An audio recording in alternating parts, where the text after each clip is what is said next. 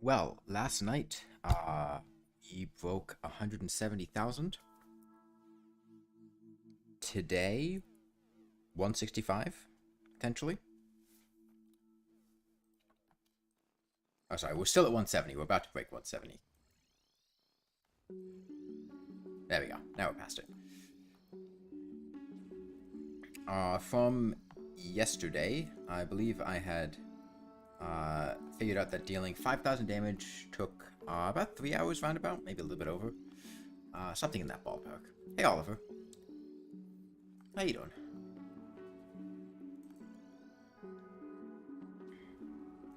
God, I love the Passages soundtrack.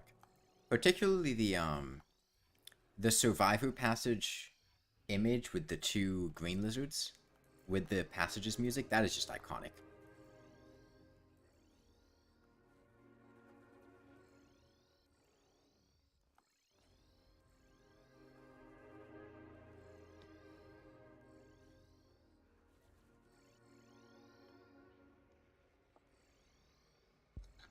I've seen Terraria's contribution to r/place. No. I'm not really super familiar with what that is. It's something to do with Reddit, but beyond that, I don't. I'm not really that familiar. I don't really use Reddit.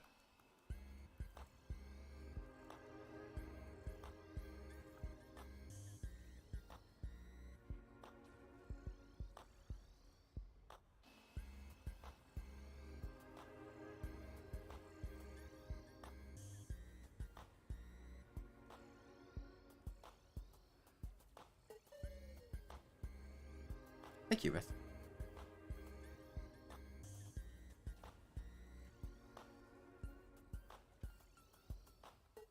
Alright, well that's 50 down already, so I just do that,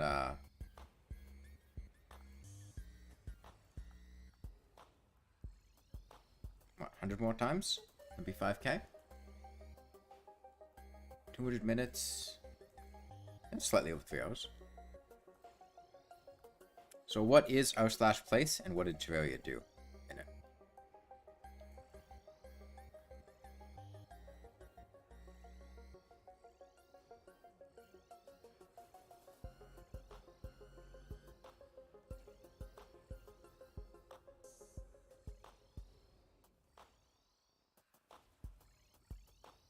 To where you can place 1 pixel every 5 minutes.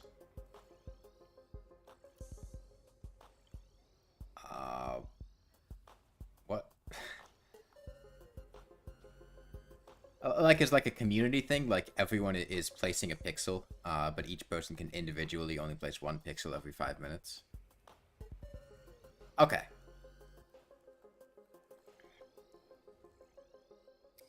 So what did Terraria do? Blue slime? I don't.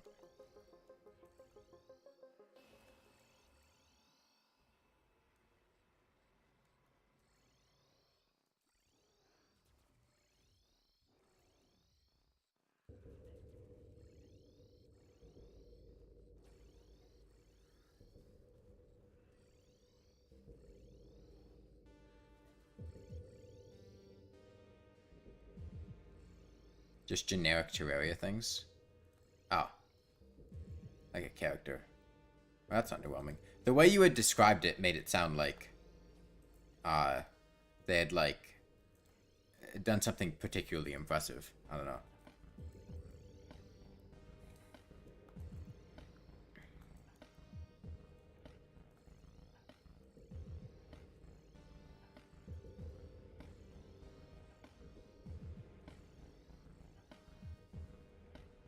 Looks pretty good. Fair enough. Not that it isn't impressive. I just thought when you brought it up, I thought it was going to be like, oh yeah, they built like uh, the Empress of Light or something, or it's not to be like, wow, they built something really cool. I mean, Boulder's cool, character's cool.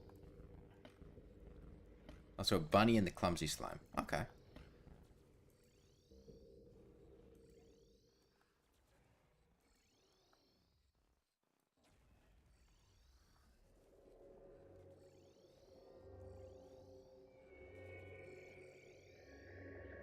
Clumsy Slime is one of the most forgettable town slimes for me, personally.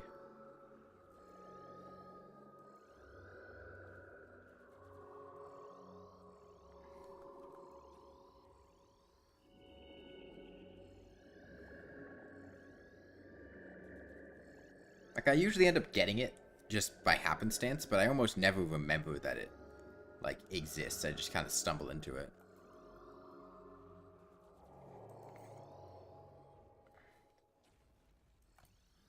To be fair, I've talked about this before, but I'll bring it up again. I don't like the number of town slimes that were added in 1.4.4. It feels weird to me. Having like 8 slimes or whatever, as like NPCs living in your houses. It just feels like there are too many.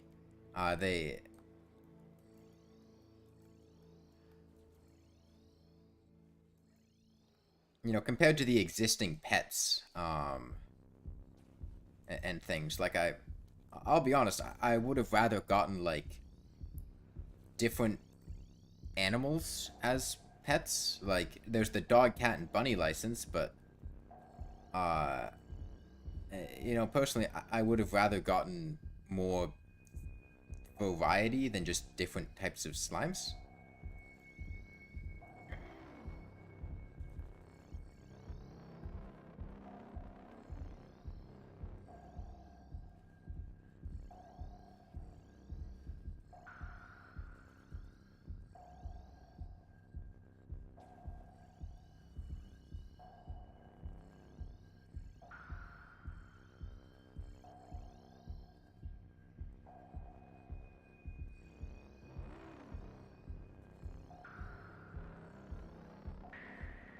Because, like, if you just look at the numbers, there were, what, 8 town slimes?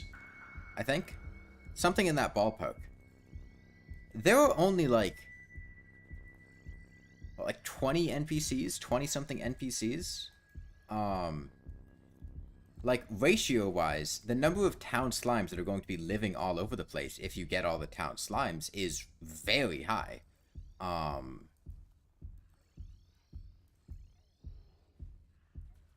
And I feel like they're not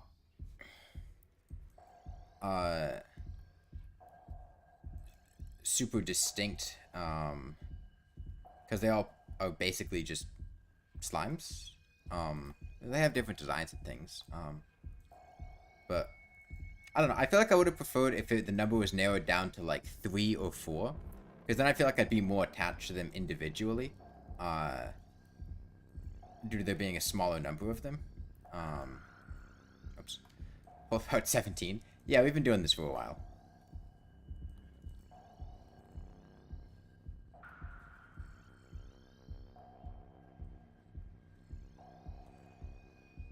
Okay.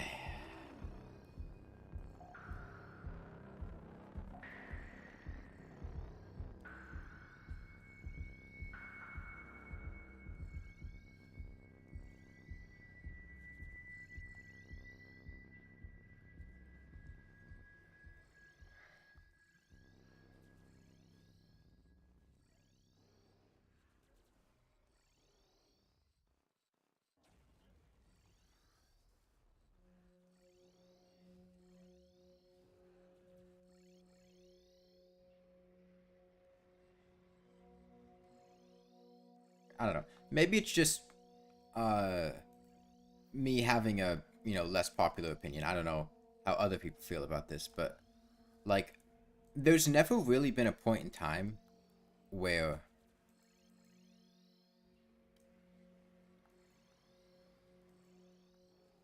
I've like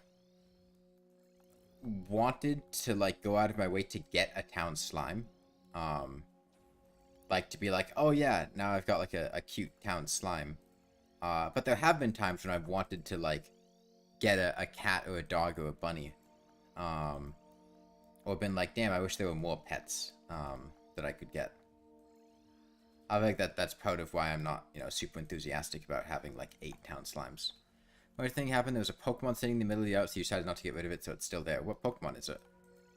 Is it Bidoof?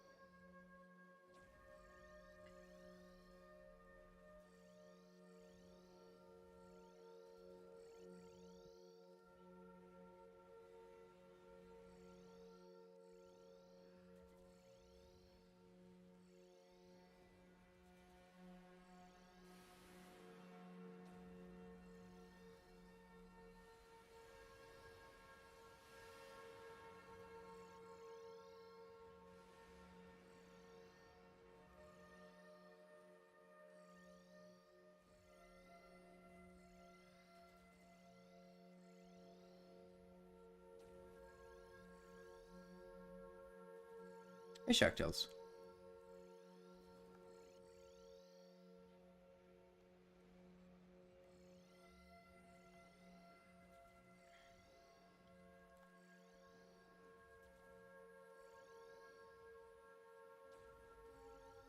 Alright, well, that's 300 down already. Pretty good pace so far.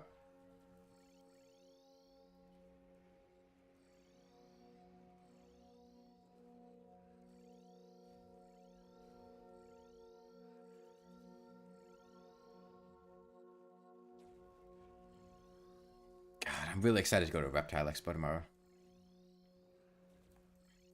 Like, 16 hours? Or 16 hours from now.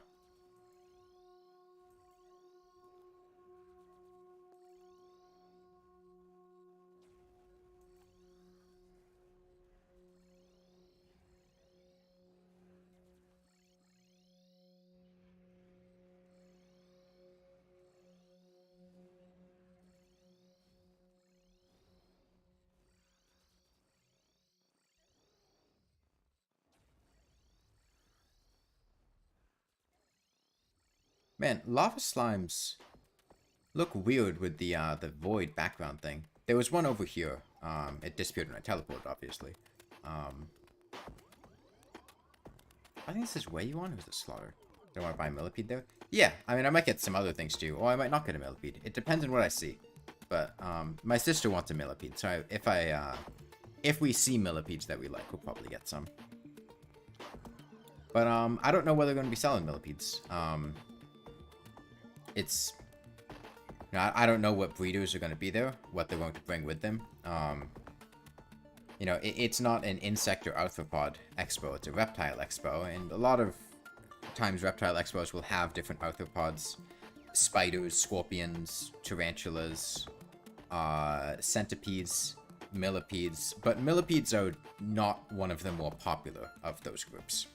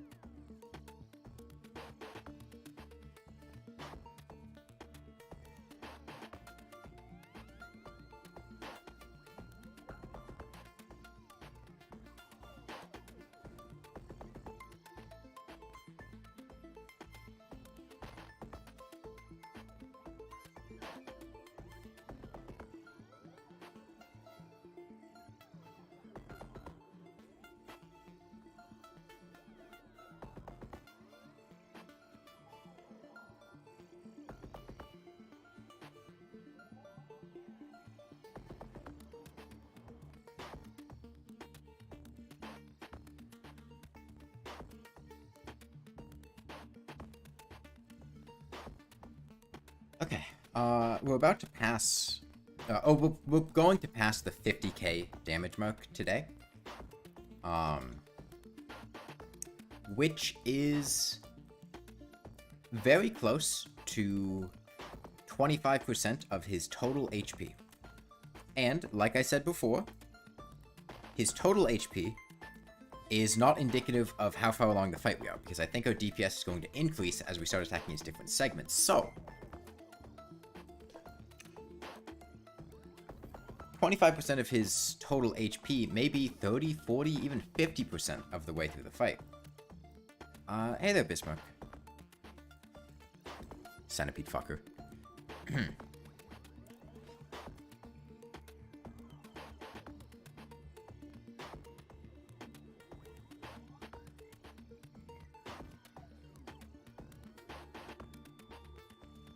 What the fuck does that mean? What does what mean? I don't know what you're talking about. Are you hallucinating? Did you take a few tabs of LSD?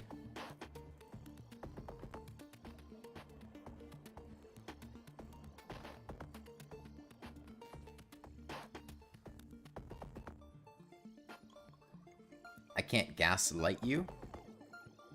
Well, usually you have to, you know, light the pilot light in like a gas stove in order to cook things with it.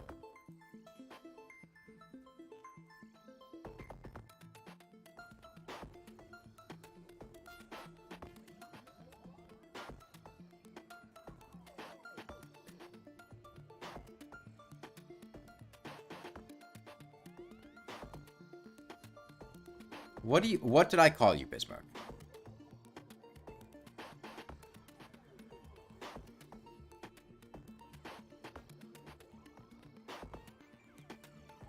I called you me? I called you know what you did? I don't remember doing that.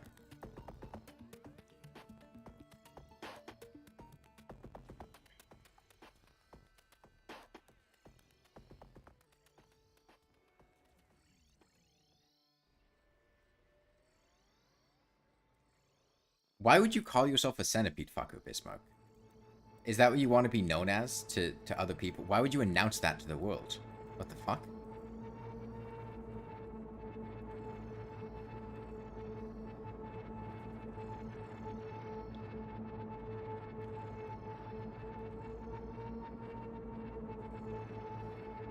Hold on. Let me take a screenshot. I'm going to edit out the black text there and then move it to the side. And it's going to look like you said in all caps, I am a centipede fucker.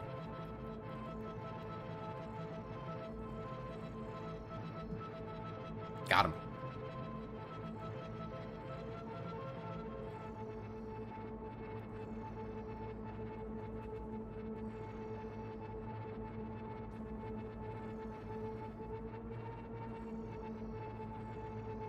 It's so fucked up. Yo, Bismarck talking about centipedes?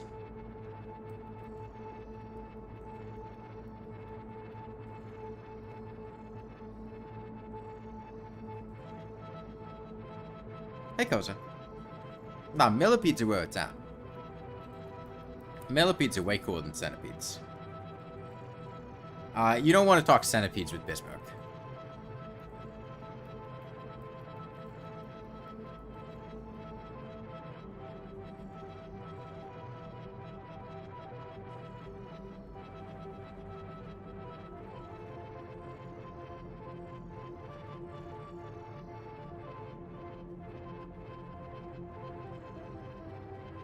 Look, the only person that would need to specify that they don't want to have sex with centipedes is somebody that really wants to have sex with centipedes and is trying to make people think that he doesn't.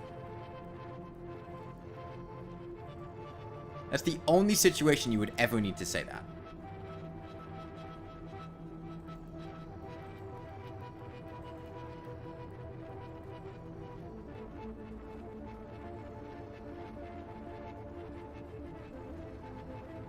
No, we don't talk about the human centipede. Shut up. You do not say this out of the blue? You're literally blue. You have the blue moderator role. I hear this guy fucks centipedes. That's fucked up. Who is this guy?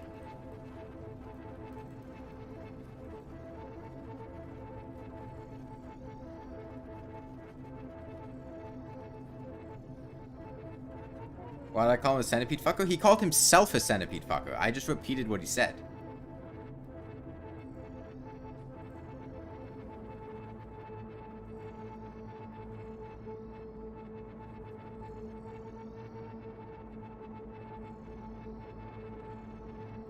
Hey, thanks.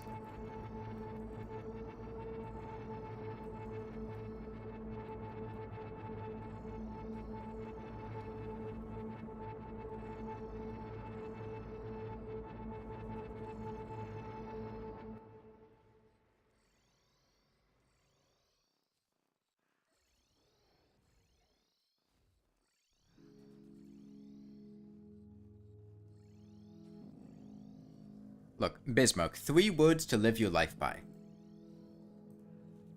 Gaslight, gourmand, girl boss.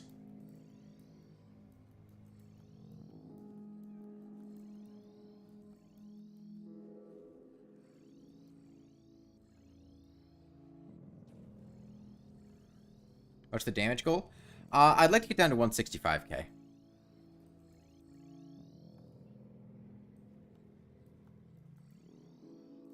Look, the human centipede is just, as I said before, a shit movie. We don't need to... quite literally a shit movie. We don't need to keep bringing it up.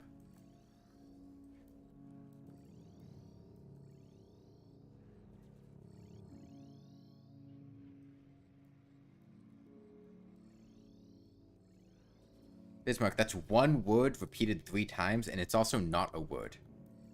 Why did Tom Cody's song blow up? I don't know who that is.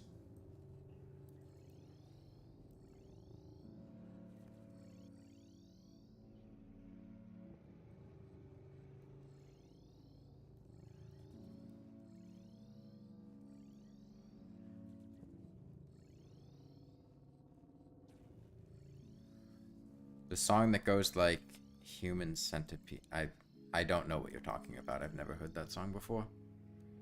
The Red Flag song? What is the Red Flag song? I don't know what you're talking about.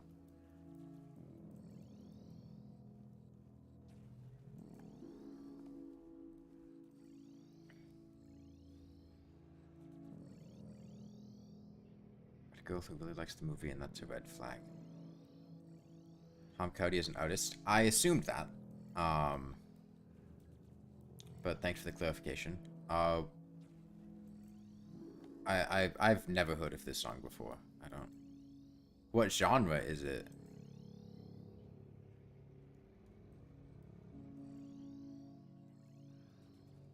Why are you mentioning me, Bismarck?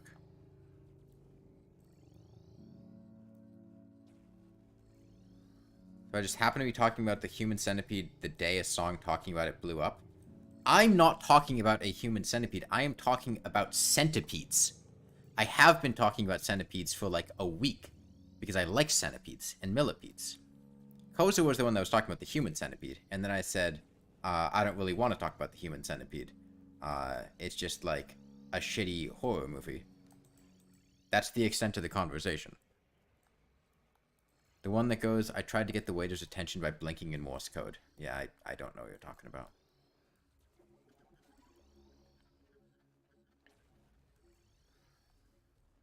You're listing off your mortal enemies, your absolute nemesis. Go to Hawaii, they have very pretty centipedes there.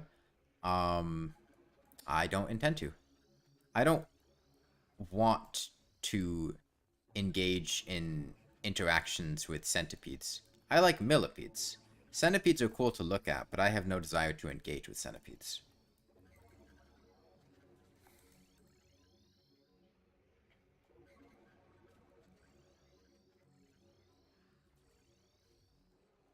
You eat millipedes? That's not very nice.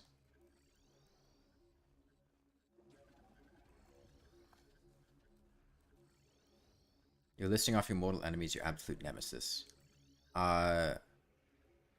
Is this like...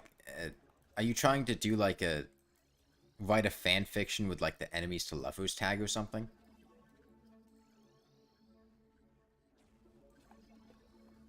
Centipedes are so cool today, you're gonna let one crawl on your bearskin. God, I remember watching a video on YouTube with my sister that was just some guy that like let a centipede bite him and then was just like recording it over time and reacting and like going, right now there's like minor swelling and it's a 3 on the pain scale. Oh, the swelling's going quite high now. Oh, by the way, we're now at a 6 out of 10 on the pain scale. I can no longer move or feel my finger.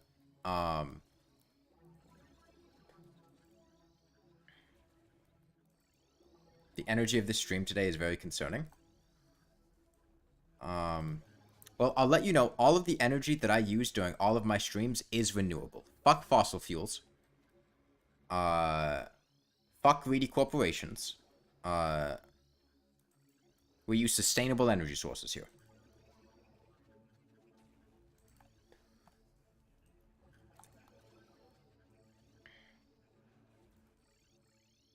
What am I powered by? Need to know, Bismarck. Need to know.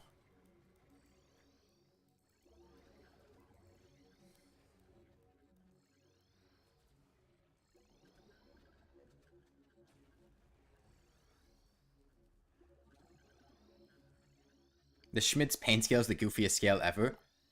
Yeah, it's weird because, like, I don't know what a 10 on the pain scale would feel like. I have not felt a 10 on the pain scale, and since I don't know what the top of the scale would be, it's hard for me to gauge, like, rank it 1 to 10.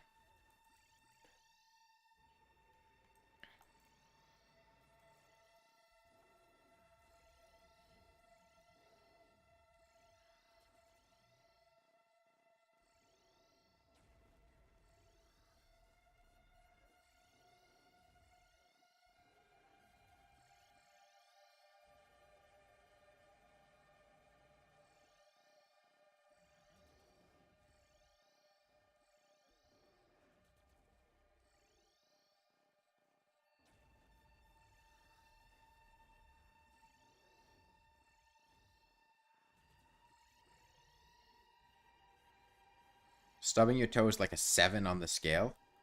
Yo, I stubbed my toe a couple months ago. And by stub my toe, I mean broke my toe.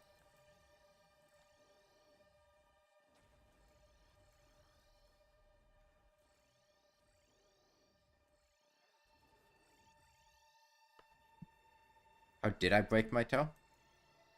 Why? Why are you asking me?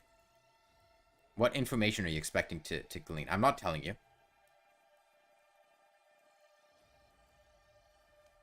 I don't know who you are. That's private information. You trying to access my medical records?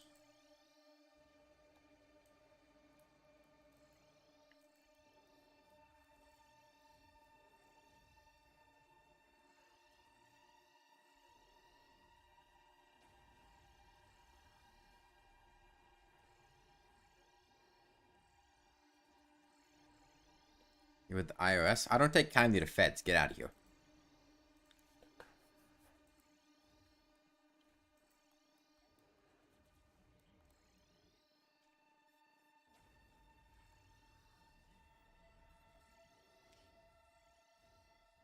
We're conducting a full-scale investigation into your accounts. Oh, okay, that won't be too bad. Bismarck's the one conducting it, so full-scale is like 2 feet tall. Hey, Ani Hiskonen.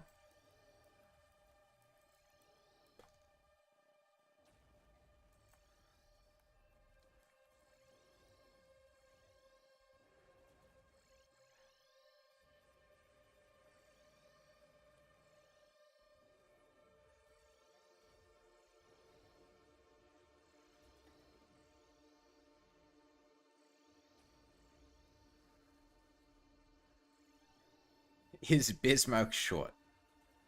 I don't know. What do you say, Bismarck?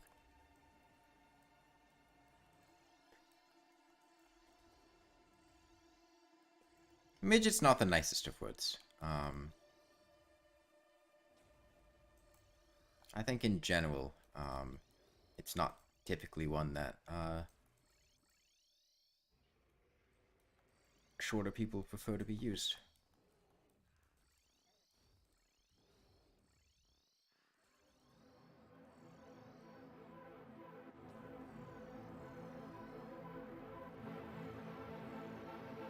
Hey, Cheesy.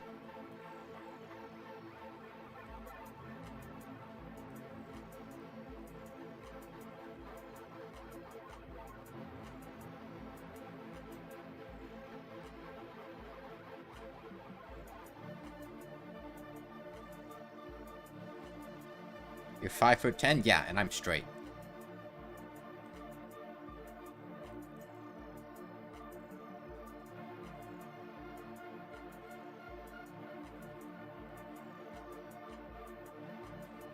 No, like, we both said things that are not true. Like, that's the...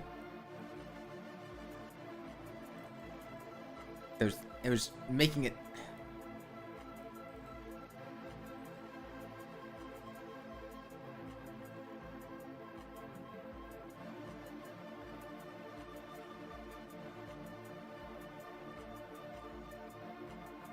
Means you're mostly 5'10"? Yeah, I mean, if you're 4'8", then... You know, compared to 0, you're mostly 5'10". You're like, what, 80% of the way there?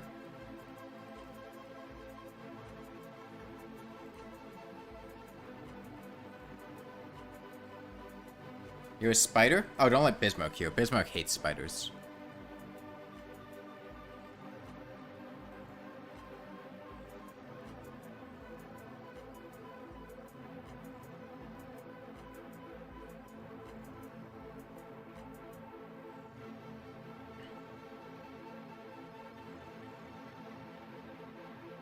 You have no particular... No, you said earlier today that you absolutely hate spiders, they're your mortal enemy.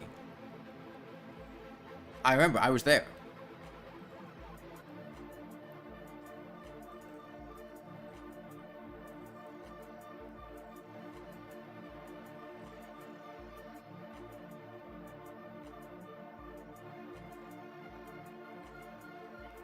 Trust me, my dad works at Bismarck. He knows all the inner workings of the company. He told me about Bismarck.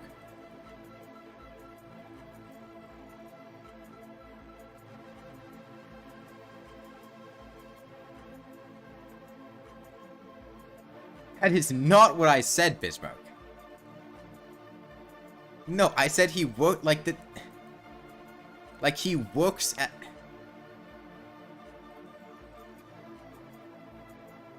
That's not what I said.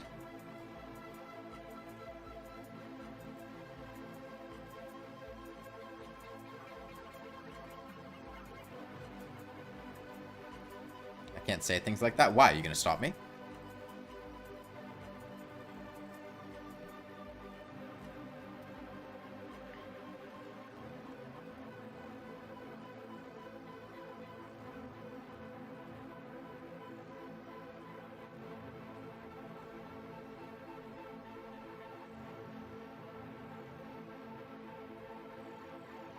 Where do I live? I can try with your 2 feet of muscle? No thanks. I'm not really into muscular feet.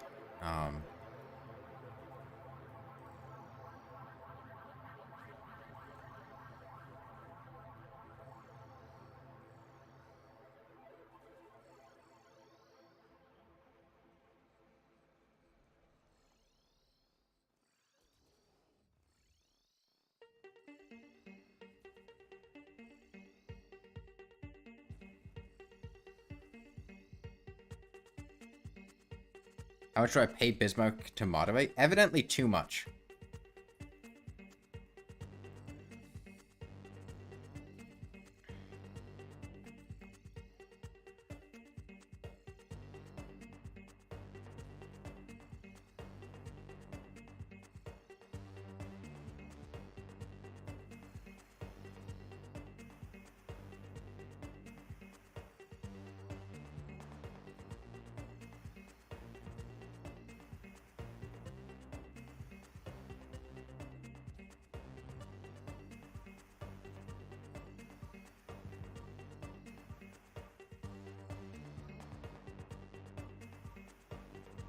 Get a job where you live. You're not legally old enough because Colorado sucks.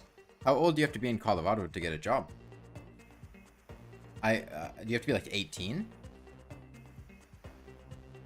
16? That's pretty typical.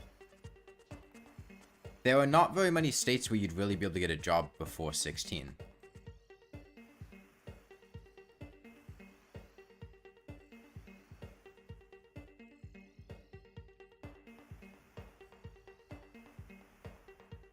Yeah, you can get a job at like 14.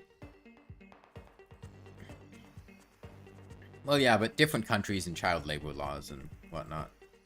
Most US states, you're not really able to work before like 16.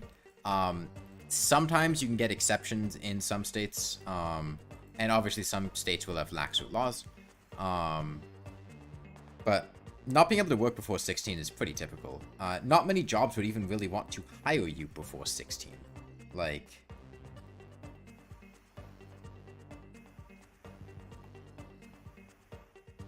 A drug smuggler? Oh, a druggler. Colorado, you can get jobs like cash registry at 16.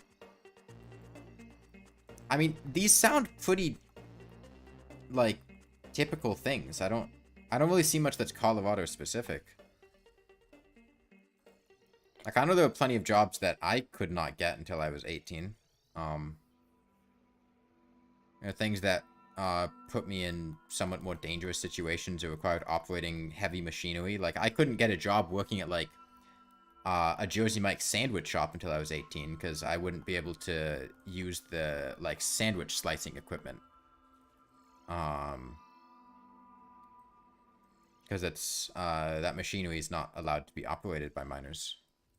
Do you feel useless to sit on your butt doing nothing other than chores? I mean, you can do things not for money. You can pursue passion projects. You can try self-employment if you have any skills like artistry, video editing, coding. You can try your hand just, you know, a lot of the times people that age will do things like babysitting or mowing people's lawns, housework, and sure, you're not going to be getting the same level of payment as as people working a full job, but it's not a meaningless source of income. And at that age, you really don't have expenses. So, you know, that money can go a long way. I know when I was that age, I helped my sister sell things at a flea market. I made 20, 40 bucks a week, which, like, doesn't sound like a lot, and it wasn't. But when you have no income, earning 40 bucks a week is pretty significant.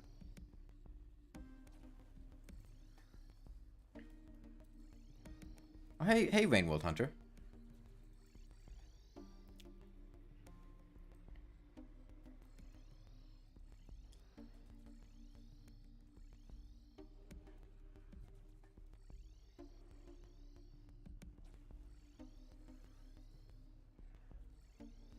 No, you're not Rainworld Hunter. Yeah, that's exactly what Rainworld Hunter would say. He's under deep cover right now. On deployment in Saudi Arabia.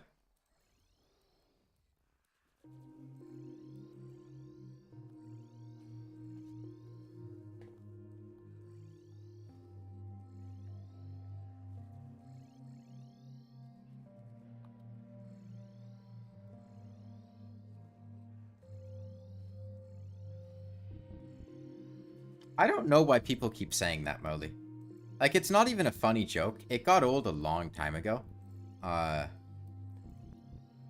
Would I like to ride a train stylized after a centipede?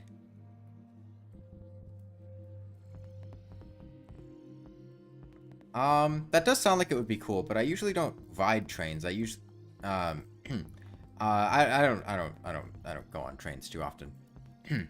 But that sounds like it could be cool. I don't.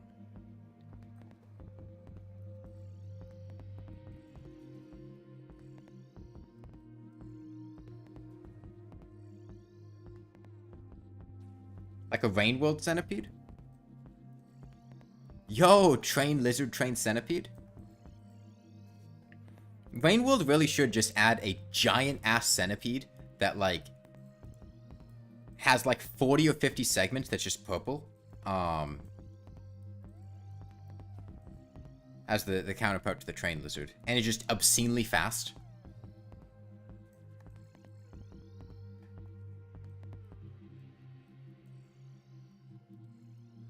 What is a train lizard? You know that big purple lizard that I sent that picture of?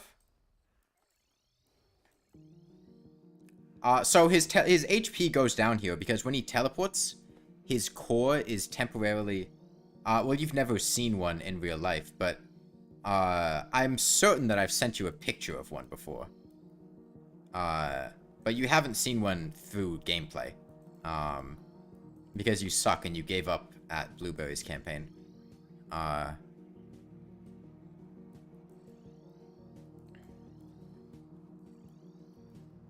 buy Rainworld? It's a very fun game.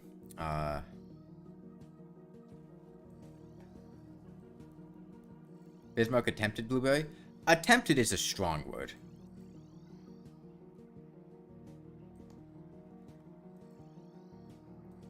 Uo? Like Uno? Yo, I hate Uno. I despise Uno. I win Uno a lot, but I hate Uno.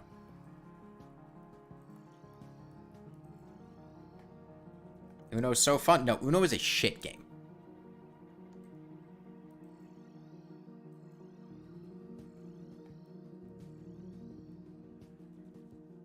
Uno's a fun game with friends? No, I would rather play games that are actually good with friends than play fucking Uno. You know, there are plenty of board games you could play. Plenty of fun board games. Play Monopoly. I'd rather play Monopoly than fucking Uno. You know, not counting any number of online games that we could play. You know, with friends, I could play, you know, board games. A lot of good board games. You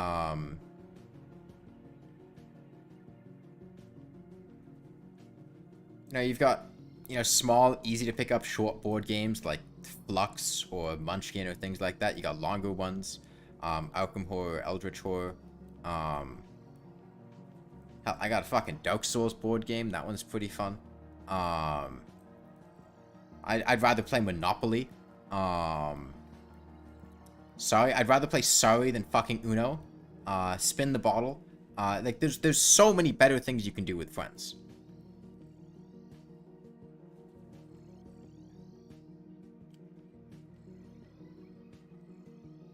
We're not just game of luck and lose friend simulator. Exactly.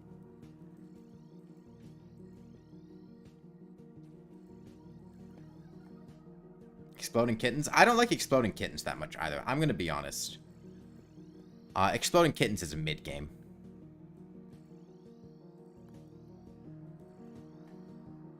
Shall stand for Uno slander? Dude, any game that is just, like, pretty much completely random luck of the draw,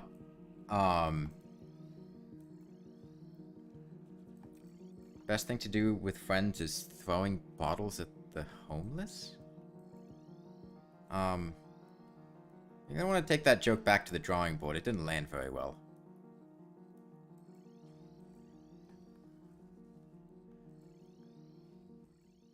At least I certainly hope that was a joke. If not, you're just a terrible human being. You know, any game that is just pretty much entirely luck, like Uno or Exploding Kittens isn't quite entirely luck because you have to like do the matching things and whatnot. But like Uno is just like 100% fucking like just random luck, and you also get to just pick like random people to shit on. What is Exploding Kittens? Exploding Kittens is a card game where there are basically a number of bombs in the deck, and you have to avoid drawing a bomb as a code. And like there are things you can do to like manipulate the deck or like change around things, and I think you have to like get rid of all the codes in your hand or something like that. I think most games should have luck in it, but if it's 100% luck, it's not fun. Well, you see, that's the neat thing about Uno, is Uno is a game that is basically 100% luck. Like, there's very little strategy in Uno. At most, you get to choose, like, oh, when will I play my wild codes? Or, like, I can try to manipulate the colors that people have. But, like,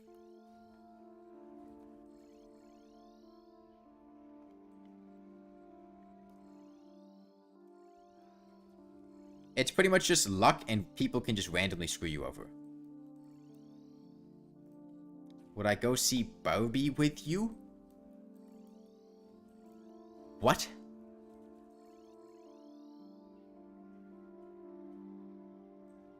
It's like 95% luck. What is... I don't understand what you're asking.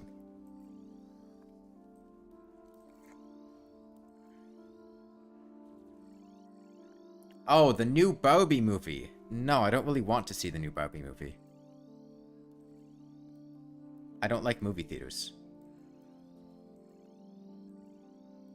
There are not very many situations you would ever convince me to willingly make me go into a movie theater. That's for 5-year-old. Okay, no. I'm not...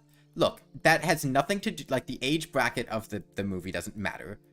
Okay? I don't like movie theaters. We can wait until it comes out on disc. Then why would we go see it together? Wouldn't we just watch it together? Where's the going part? That's the part that I'm confused about. You said go, which implies we're moving somewhere.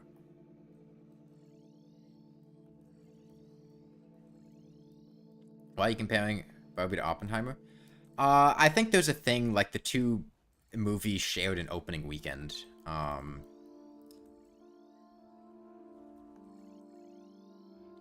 So since they are both very popular movies that released at the same time, people are comparing the two.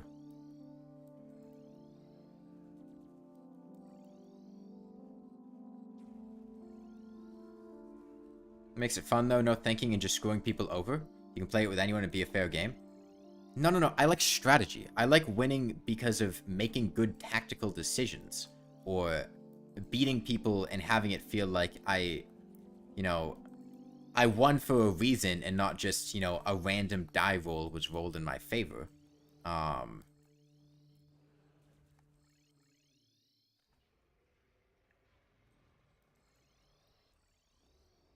Like, there's not that much fun in, beating people if beating people was completely random. Uno has a teeny weeny bit of strategy. Yeah, a very minor amount. There's never been a point in time where I have played a game of Uno and won, and then gone, damn, that was a good game of Uno. That was really close. Uno has a teeny weeny. Holy shit, Bismarck reference.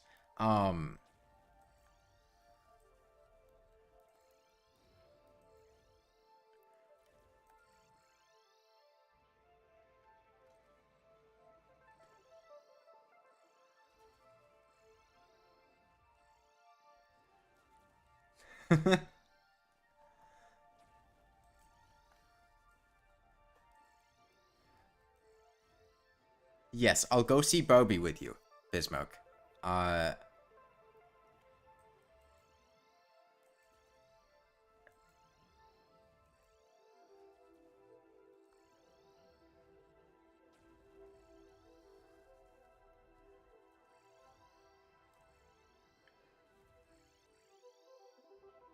you're allowed to swear in chat? Fuck no. I don't... This is a kid-friendly chat. There's no fucking swears here.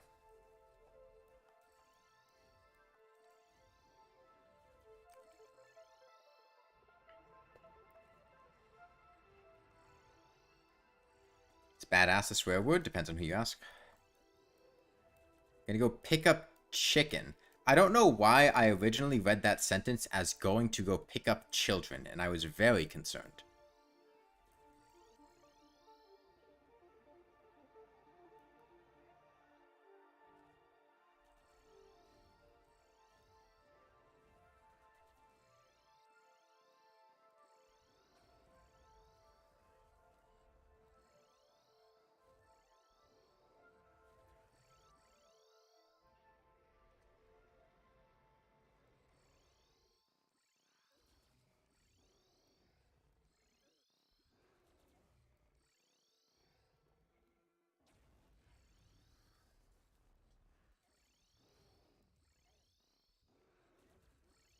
But yeah, no, like...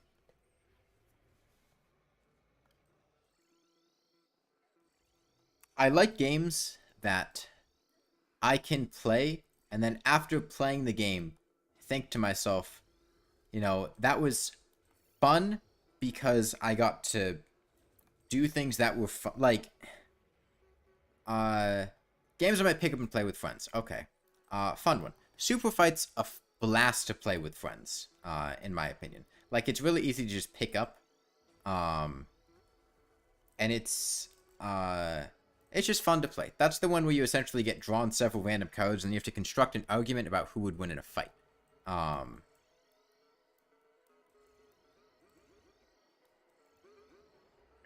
that's fun. I'm really good at convincing people of things. And as a result, I'm very good at that game. Cards Against Humanity? Cards Against Humanity is mid as hell. I am sorry to tell you that.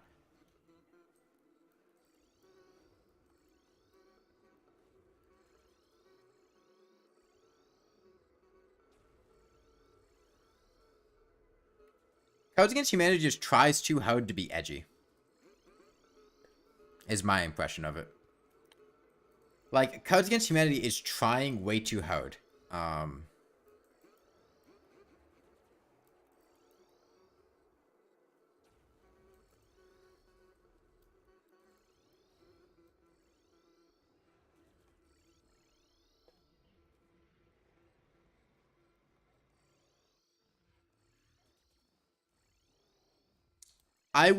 Cards Against Humanity, here's my description of Cards Against Humanity.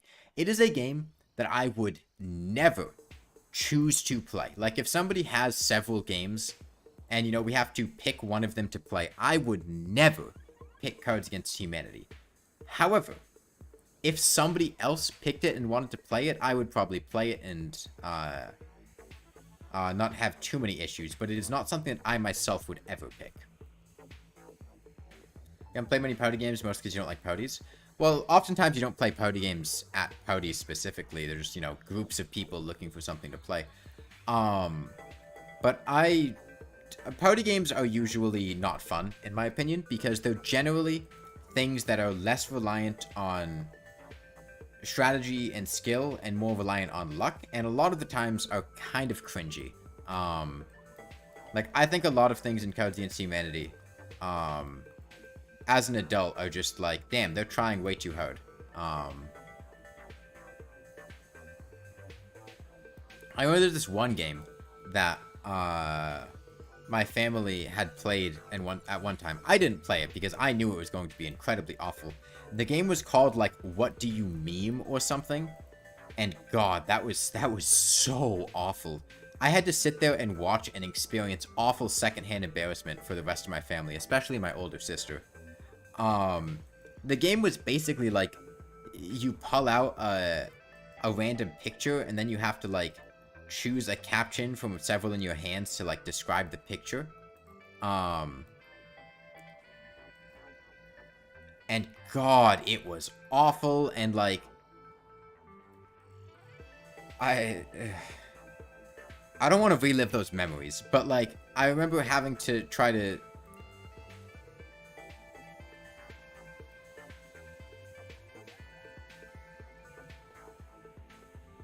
Yeah, they were, like, 2012 memes, and, like, it was, like, with my family, so, like, it was my younger brother and sister, who were, like, 9 years old, my two older sisters, who were, like, in their 20s, my mom, who's, like, 40-something, and then, like, my grandparents, who were, like, in their 70s, and nobody, except for the, like, 9-year-old kids, thought that anything there was remotely funny. And pretty much all of the adults in the room just had a, like, communal sense of confusion. Like, oh, there's some random picture of somebody with, like, a mildly annoyed face, and the code is, like, when you poop your pants but don't want to tell anybody. And you just have to sit there and watch your grandmother read out in a very, very confused and, like, judgmental voice the words, like, when you poop your pants and don't want to tell anybody. And God, that was so fucking, like, the secondhand embarrassment I felt there, it was painful, and I wasn't even there for the whole thing. But I knew that, like, there's no way in hell I was playing that game.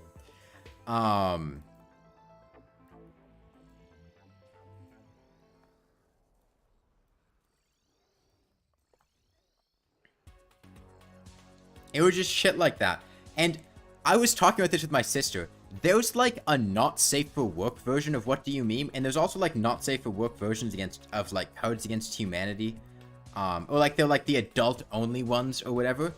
And holy fuck, those games would be so awkward to play in a lot of situations.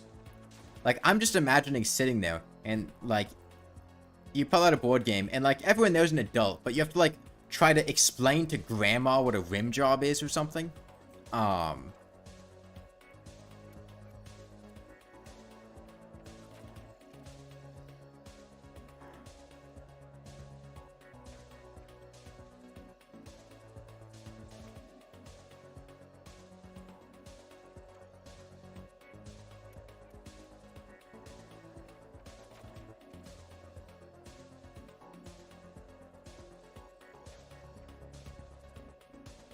Yeah, no, I really don't like games like that are just trying too hard.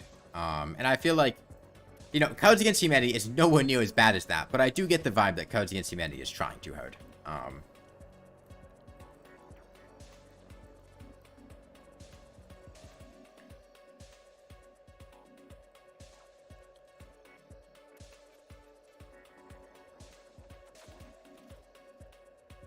Gardic? I don't know what that is. Because I don't know what you're talking about. Like, Go Field?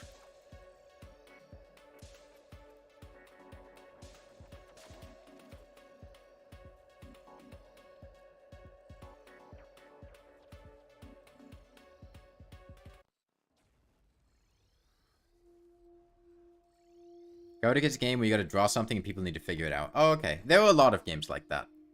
I'm not familiar with it being called Godic, but things like that can be pretty fun.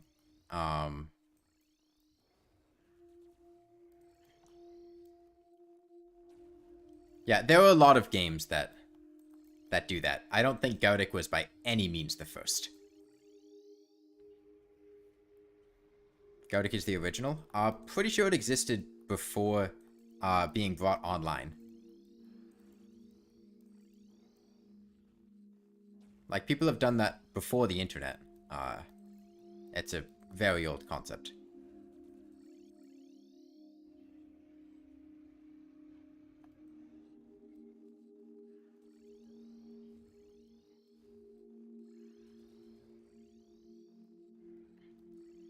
But yeah, I remember there was this, there was this really cringy game that my because, like, for some reason,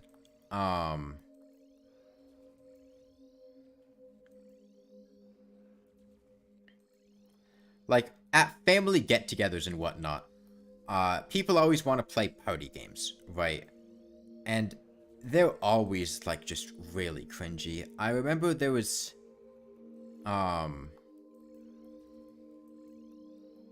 one game that we played that was, like, it was just really awkward. It was, the point of the game was, like, you had a bunch of cards and you had to,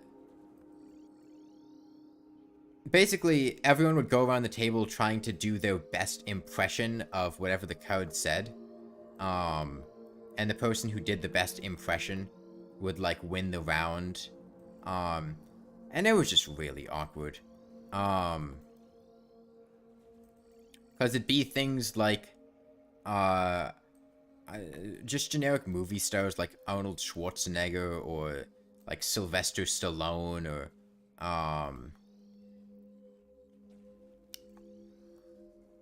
you know, things like that, or, like, Scooby-Doo, an Italian person, different accents, you know, an angry grandmother. And, like, the thing with accents and things like that is, generally, like, those are things you can't just pull off the cuff. To do them well, like, you know, you gotta practice them. And I don't like, it was basically just a bunch of people doing really shitty accents that weren't practiced at all, or really shitty impressions and impersonations. And it was just really awkward. Like, I can pull off decent things if I've practiced, but not just off the cuff. Monopoly fun default board game? I have not played Monopoly in quite a long time. I'm not a huge Monopoly fan.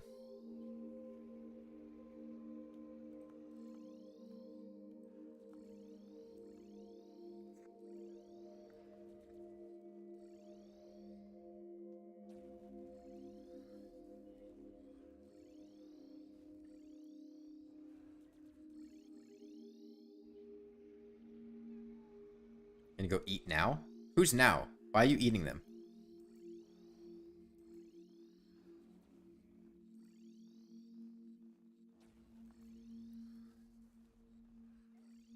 There was a default board game would be a Monopoly? I mean, it depends on the environment of things. Like, I never play Monopoly. I don't think there's really any group of people in which I would choose to play a board game with them, and the answer that comes up would be Monopoly.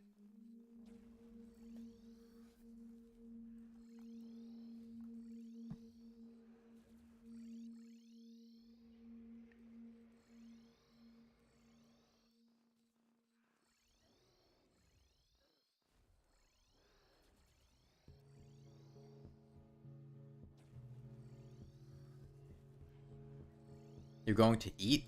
Where is that? Oh, is that French? Is it like Iat or something? Are you going to France? What's the worst thing to say to a highly Christian person? I context matters. I don't think there's... oh, I see. Like, I don't think there's a blanket statement that you could just say would be the worst thing to say to a highly Christian person, because the context behind the statement is what's going to make it hurtful or not. You're still in America? Oh, is it in, like, French Louisiana?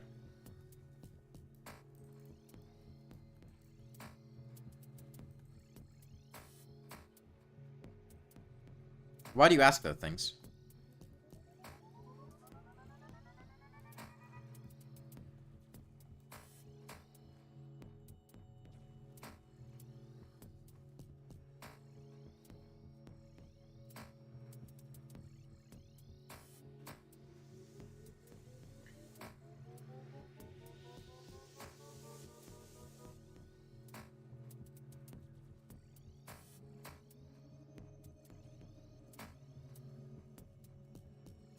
Did you remember accidentally doing something highly offensive to your grandparents who are very Christian?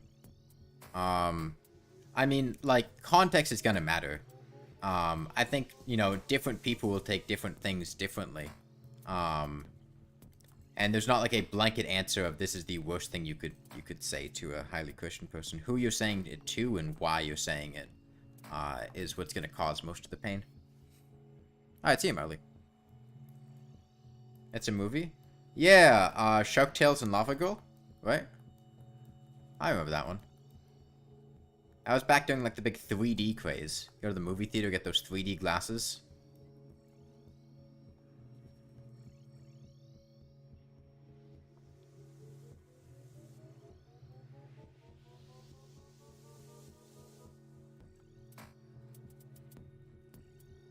It was, Taylor Lautner played Shark Tales, right?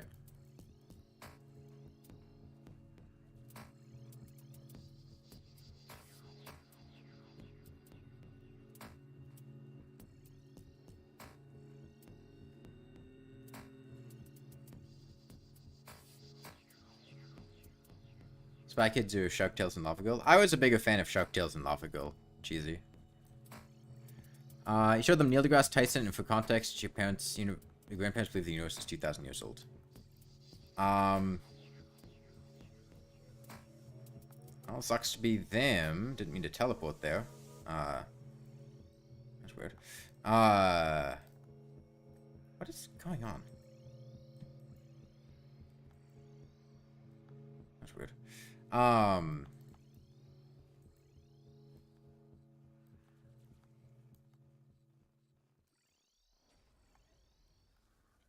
don't know. I mean,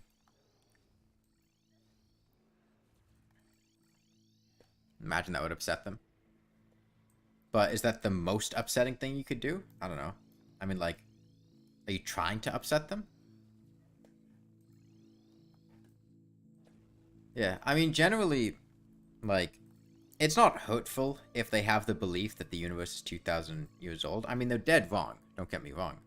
But, like, I wouldn't go out of my way to try to piss people off who believe that. I just go, okay, well, I'm not gonna talk about it with them. It's not worth the stress or the effort to try to convince them otherwise. You have, like, max damage boosts and stuff? No, I have no damage boosts. Damage boosts would accomplish nothing. You can't increase the lawnmower's damage.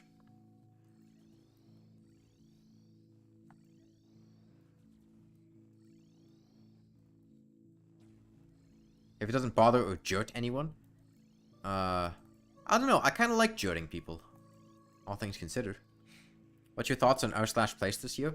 I have no thoughts on r/place. In fact, I know basically nothing about r/place except for what I learned an hour ago, which is apparently that the Terraria subreddit made a couple things. Like a boulder. A bunny. I barely even know what r/place is, I'm not gonna lie. I don't use or like Reddit.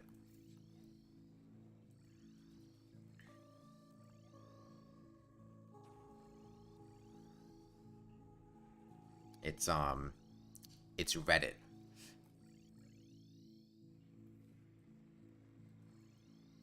You thought Lawnmower was a melee weapon? What on earth gave you that impression? No, the Lawnmower is not a melee weapon. It is a classless weapon. It has no damage type. As a result, it cannot crit. It does not get affected by anything that increases melee damage. And classless damage as a whole cannot be increased. even through generic damage boosts like the Avenger Emblem. There is no way that I could be dealing more than 1 damage to the Moonlord here.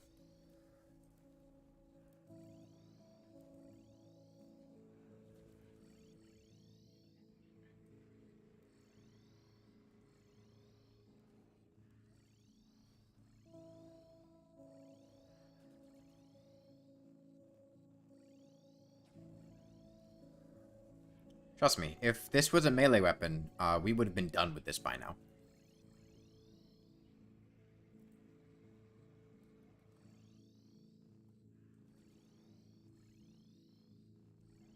I still don't really know, or honestly care that much what place is. It's just Reddit shit, and like, who cares about Reddit? It's Reddit.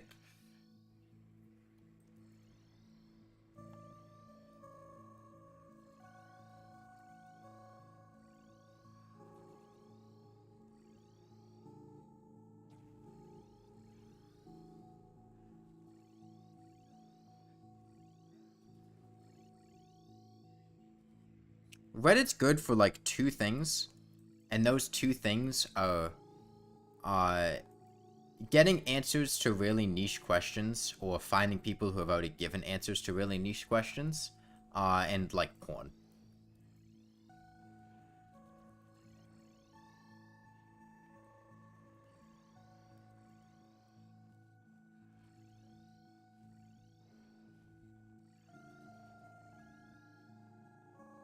Like, most of the time, if you ask something random into a search engine, a lot of the times the thing that'll come up is like a Reddit result.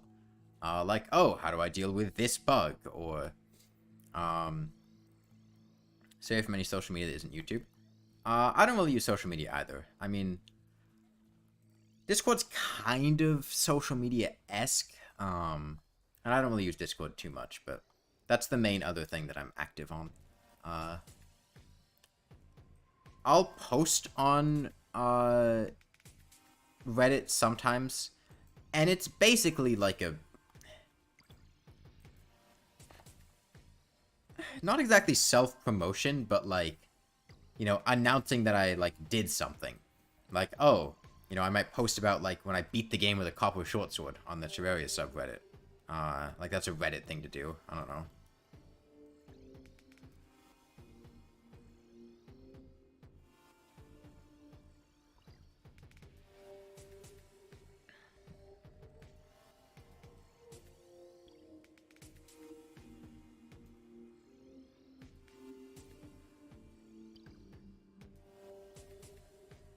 Yeet is a funny word. Yeet was a funny word 6 years ago.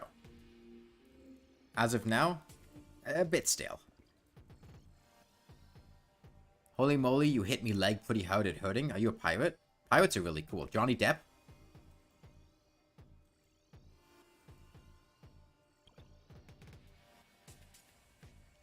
Johnny Depp was a pirate.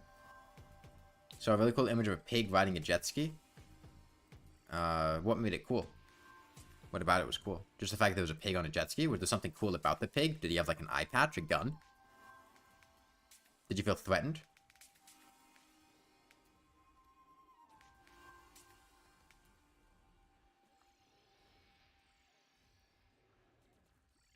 When in the context of yeeting your sister out a window because she broke your leg, your 10-hour Lego set.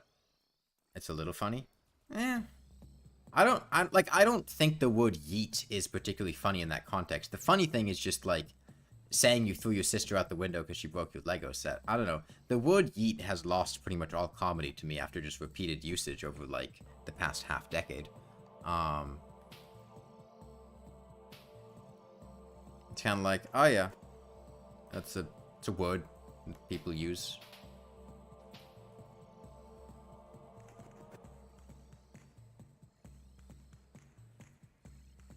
Like, it's not even a funny word, it's just, like, a word that people use. Like, if somebody describes them as yeeting something, I'm not going to laugh at it. It'll just be like, oh, okay, yeah, they just said that they threw it. I don't even really consider it to be funny anymore, as it is just, like, a word that people use pretty regularly.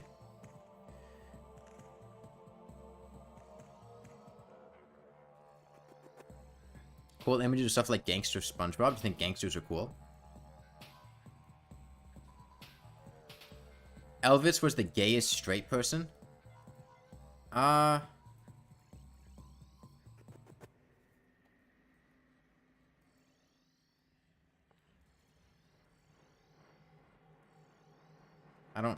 don't really know very much about Elvis. I'll be honest. I don't really have many thoughts on that.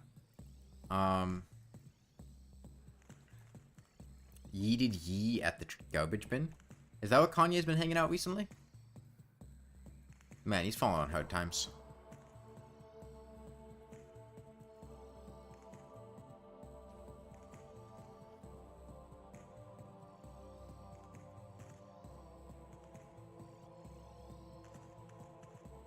Stupid Yee from South Park. I don't watch South Park. I don't know what you're referring to.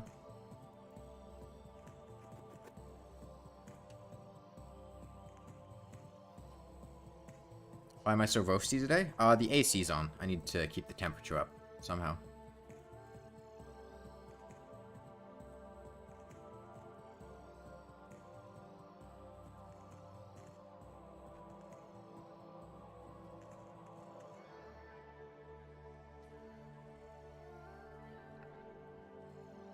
Burn some wood? I am in a sealed room. If I burned some wood in my room, I would get carbon monoxide poisoning and die.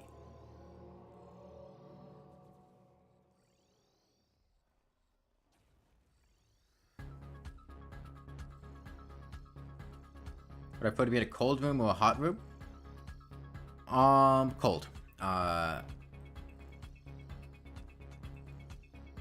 It's much easier to find ways to keep warm than it is to find ways to keep cool.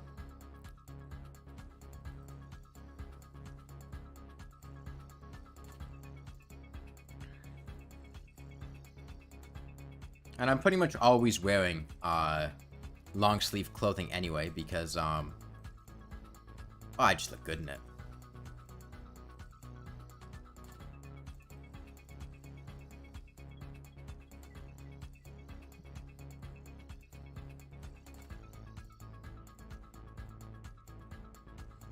Blankets are nice. When I was a kid, I used to okay, so there were two things. Firstly, when I was a kid, I just wouldn't wear shirts. Like I would just walk around shirtless. Like probably like 60% of the time I was at home. And when I say kid, I mean probably like 11, 12 years old. Like that age range, you know, and younger. But I definitely did it like up to that point. And two, I would just wrap blankets around myself all the time and just walk around with blankets. Probably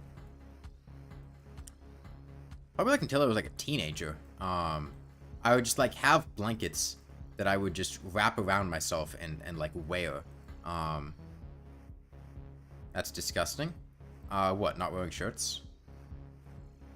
Yeah, I mean, I really cared. I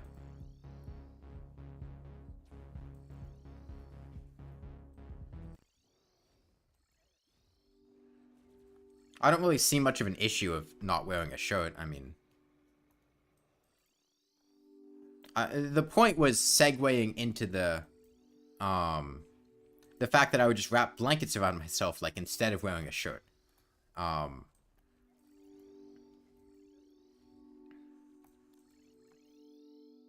Introvert, don't know how to talk to people, just go near them and press E to interact.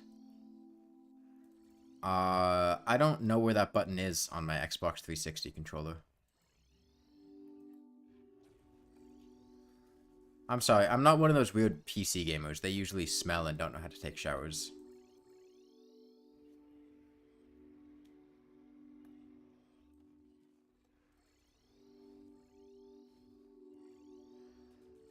Controller it, then A? A what? So what is your favorite that keep you feeling anxious?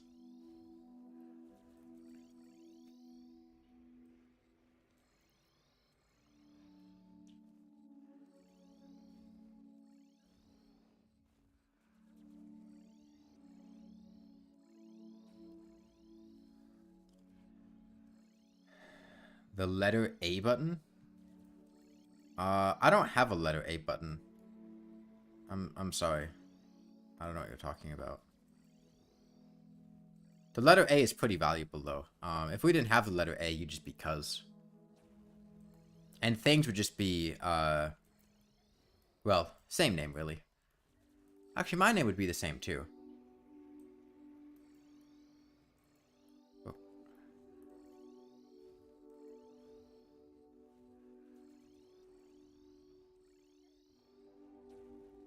You use keyboard? Is there something locked?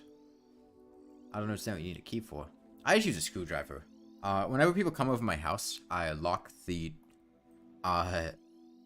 bedroom doors to my room, because I don't want them going in there, for reasons. And then when I need to get back in, I just take a screwdriver and unlock it with a screwdriver, because I don't actually have a key for my door.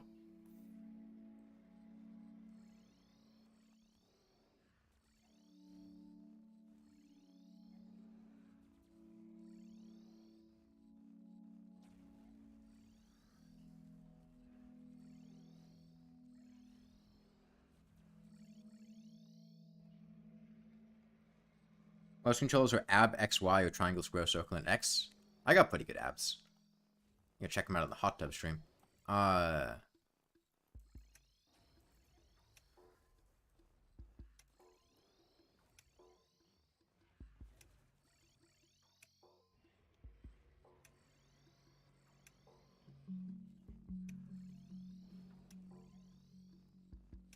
Just put wooden boards up on my doors and nail them into the door. You don't need to see ABS? No, OBS. That's what I use to record. Not ABS. ABS is absorption, which is the weapon level up experience points in Dark Cloud 2. I think that's what you're thinking of. IBS? No, I'm not shitting my pants, thank you. But if I was shitting my pants, I would write that on a card and give it to my grandmother to confuse her when playing What Do You Meme?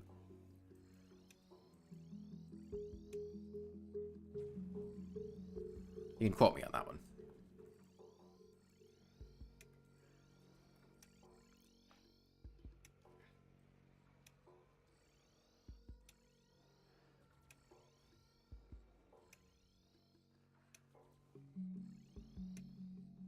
That came all the way back? Yeah, just wait for the mullet. That one's making it come back, too. 2027, year of the mullet.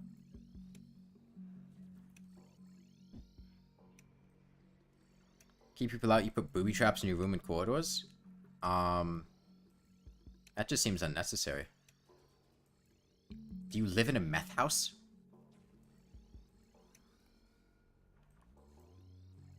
Does my grandma still play What Do You Meme? I don't think so, no Shark Tales.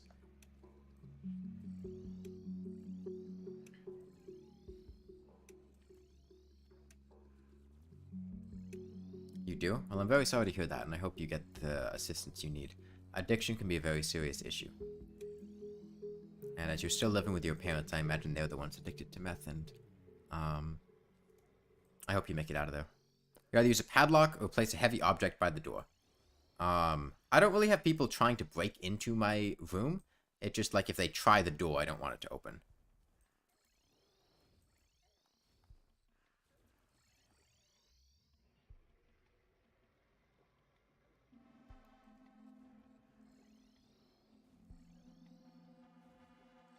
No, you are meth? Holy shit. Like Breaking Bad?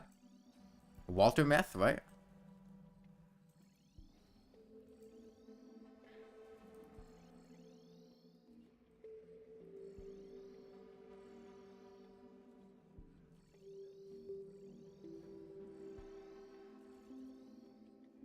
Well, I hate to break it to you, but you are going to die alone and after having lost everyone you love and care about.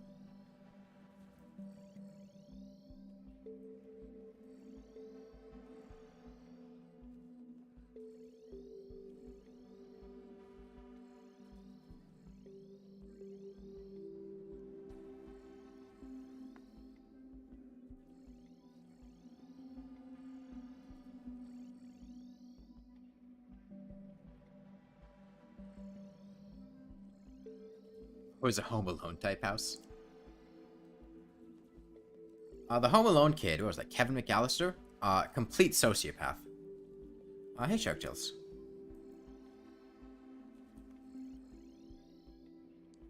That's the type of kid who would, like... Okay, very specific, but... I feel like everyone at, like, elementary school or something has some kind of story of some kid that did something that was just, like, really gross or weird, and it caused, like, some kind of, you know, big controversy or a gossip situation at school, right? Like, oh, some kid shit on the floor, or, like,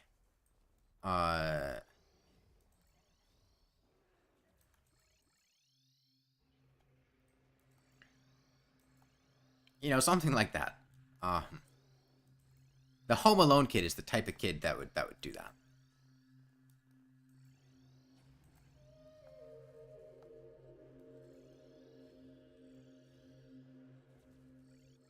On the soundtrack of my boy 6 Grains of Gravel, Mountains Abound.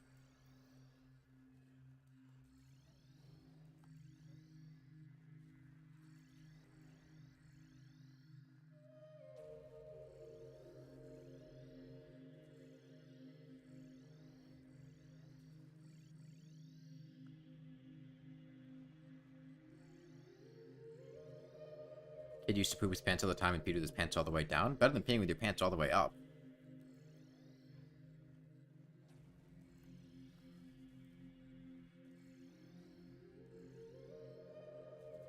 Do I ever want to be in a relationship? Personal question. I don't have much interest in it at the moment. I can't tell you how I'm going to feel in the future. I can only tell you how I feel right now.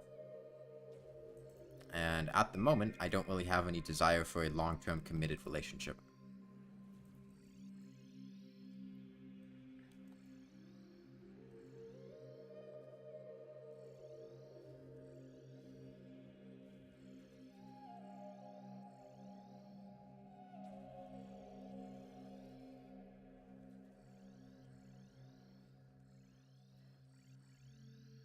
You don't want to be in a relationship, you've seen what they do.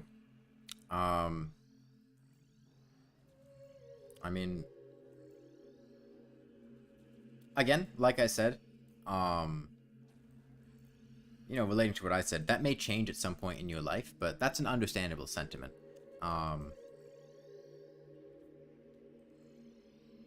It is, however, oftentimes a fairly lonely one. Is Evil Shadow Spell a cool name for a spell? Having the name spell in the spell is, kind of redundant.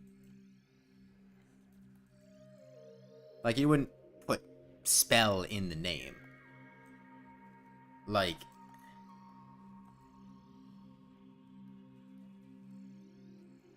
Evil Shadow, is a better name than Evil Shadow Spell. And even Evil Shadow, I feel like there are better synonyms you can put in for evil. Like Vile Shadow or,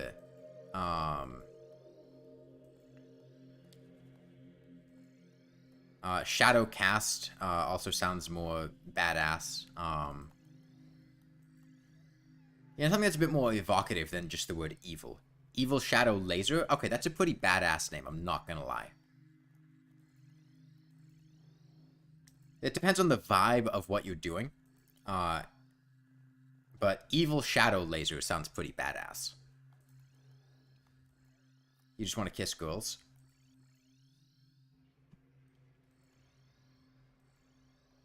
I don't know, I've never been big into kissing. Mouths have so much bacteria in them.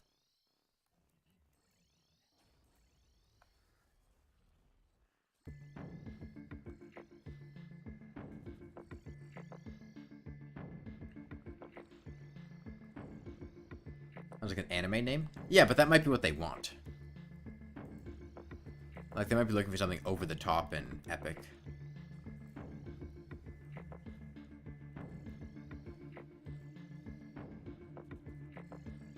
Now, it does sound cheesy and corny, but I feel like it nails a good balance.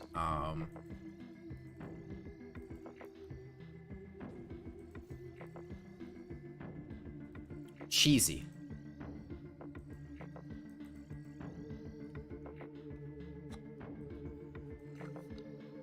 Bacteria are honestly pretty chill. Depends on the bacteria. Like salmonella. I used to live next door to a salmonella who was on the HOA, and holy shit, what a bitch she was. Constantly calling in complaints about, like, not having my lawn trimmed to the right grass length, or, like, you know, you leave a package on your porch for a day and you get a call about, from the HOA about how it's against their rules, and it's...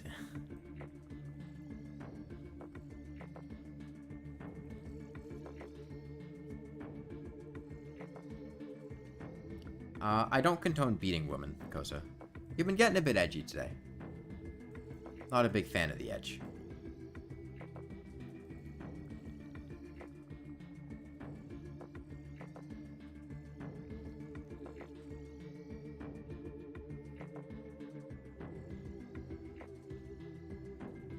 Wondering, do I draw my own OC? No, I can't draw for shit. I commission artists.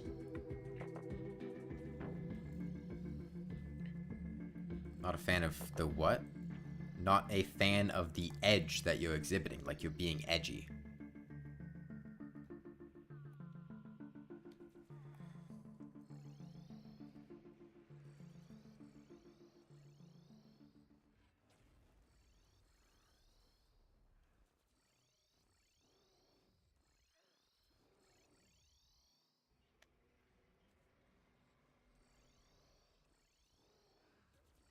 How much longer on stream? I'd like to get down to 165. Use your bad drawing skills for comedy.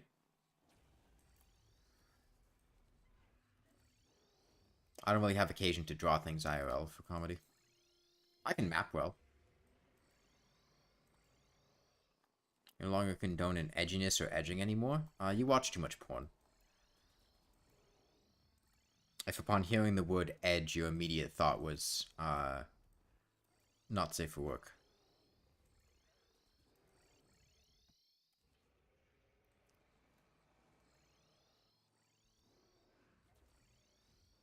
Did the Rainworld soundtrack stop? No, it was just a quiet song.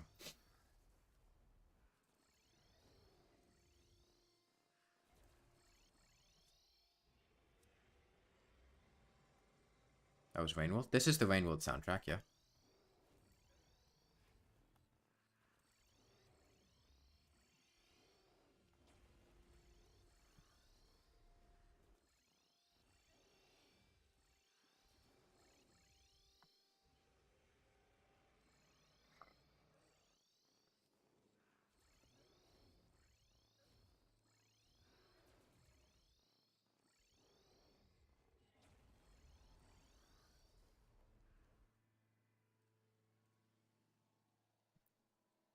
We're on the Silent Construct song on the Rainworld soundtrack, which, as you might guess, is basically silent. With very occasional ambient sounds.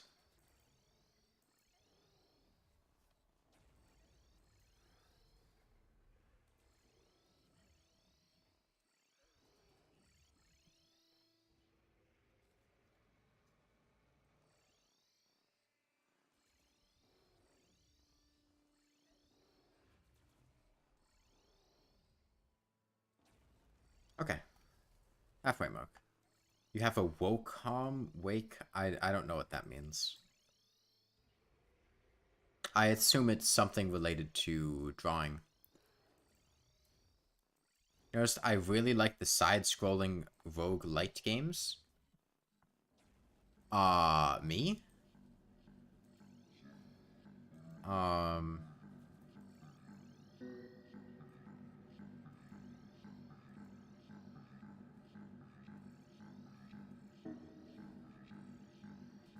Waycom is the brand. Okay. Killed like 5 death claws? I don't know what a death claw is. Terraria, Dead Cells, Rainworld. Bro, you did not just call Terraria and Rainworld roguelites. No. No.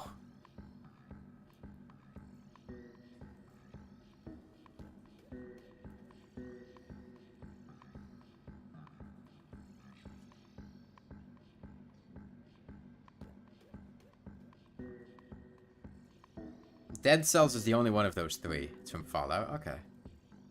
Oh, yay. I think I remember hearing about Death Claws because there was that one mod that, like, had the really shitty dialogue where, like, you fuck the Deathclaw, right? But it was, like, a really, like, anticipated mod.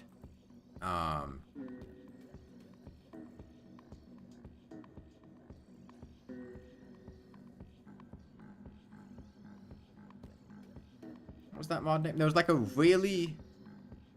They're all side-scrolling games. Well, the roguelite part of that sentence was... Where is it? I don't remember much about it. I just remember that, like, that was a dialogue in the mod. Where, like, you're talking to it, like, the... What were the options? There's one that's, like... I'm a sick fuck, I like a quick fuck. It's, like, a speech check, I think.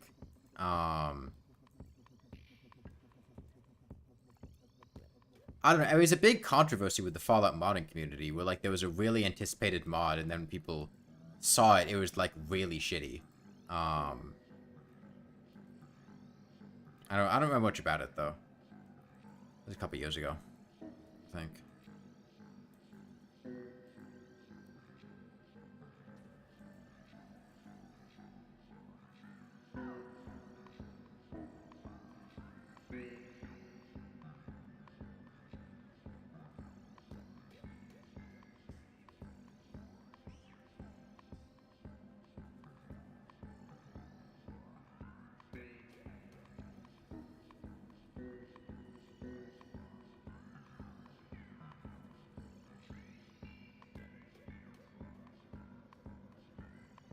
You're sad that Bethesda is now a Microsoft-only company?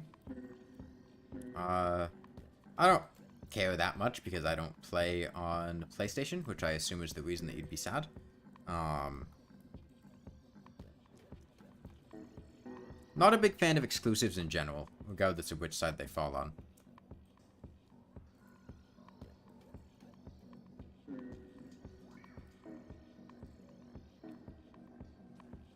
Particularly because there are very few games that would be, like, Xbox exclusive that would not also be on PC. But there are a decently large number of games that are, like, PlayStation exclusive and are not on PC. And as a PC gamer, I don't like that.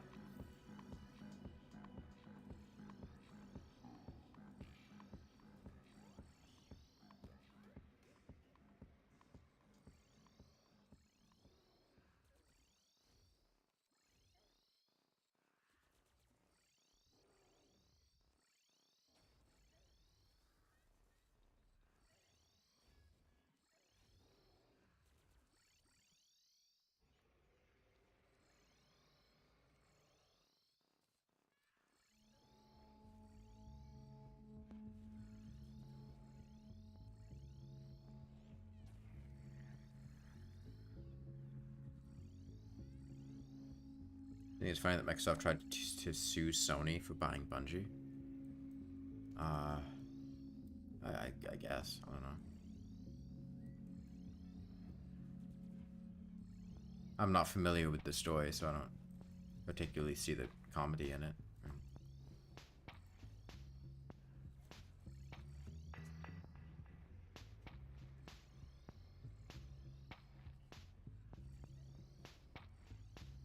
You accidentally texted the evil clown instead of the fancy chef?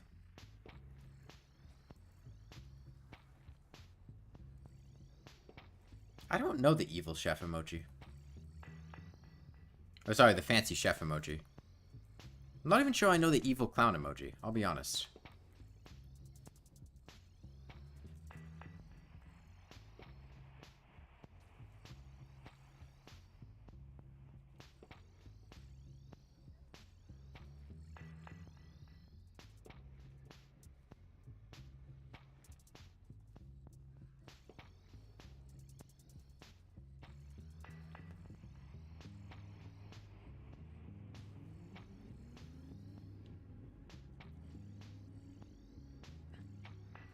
Opinions on pufferfish?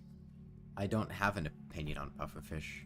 My only opinion on pufferfish is the pufferfish in Stardew Valley, and it helps you befriend Abigail, and like, I don't know, Abigail's cool, I guess.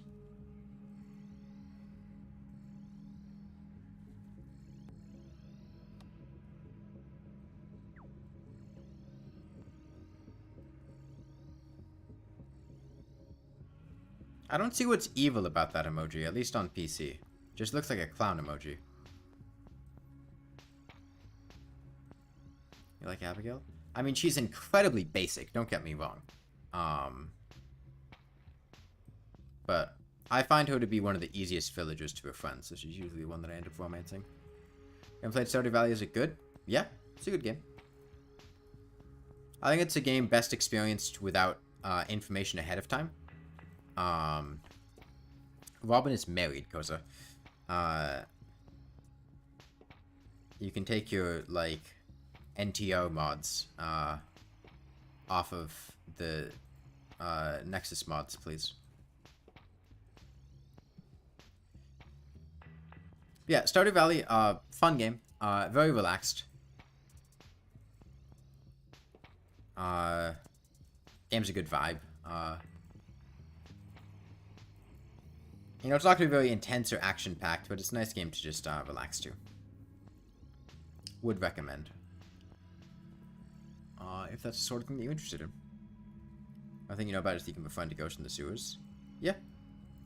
I think not knowing things about it is good because it's a very fun game to just go into and explore. Very atmospheric. And knowing how to play the game ahead of time is going to change how you interact with the game a lot. So it's Leia. I don't like Leia because, like, a lot of her... From what I remember, a lot of her story is just, like, dealing with her ex-boyfriend. And, like, I don't want that.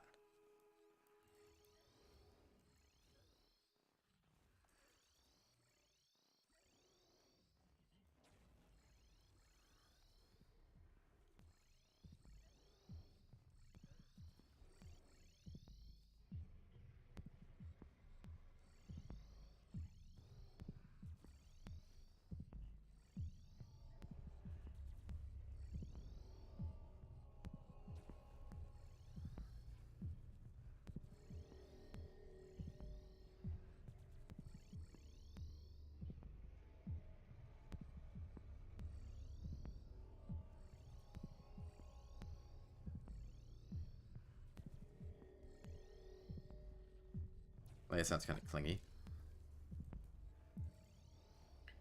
Stardew Valley is also in a weird situation where there's one unmarriable PSC NPC you'd be with. It's Carolyn. Why? What is it with you and married women?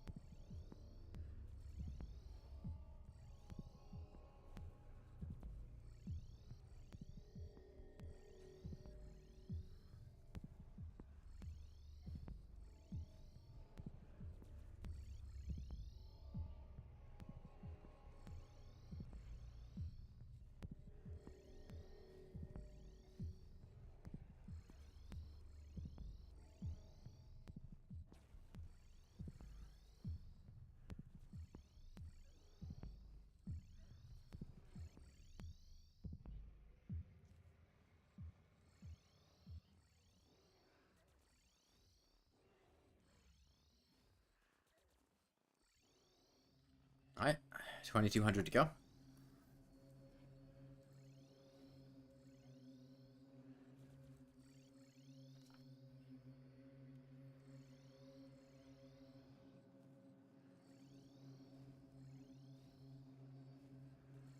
What's college like?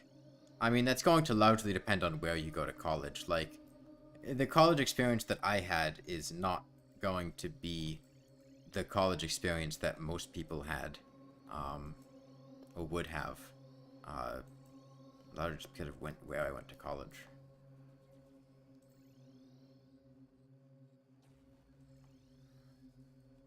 What's my college like?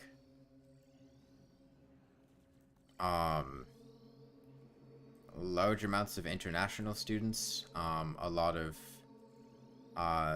very preppy type kids.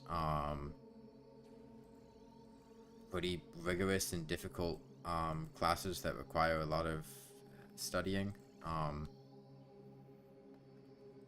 A lot of people who are just very stressed, especially more difficult majors and especially pre-med students. It was nice. Beautiful campus. Learned a lot of fun stuff. Got to meet a lot of interesting people, take a lot of interesting classes, learned to move out and live on my own. Food was mid at the college cafeteria.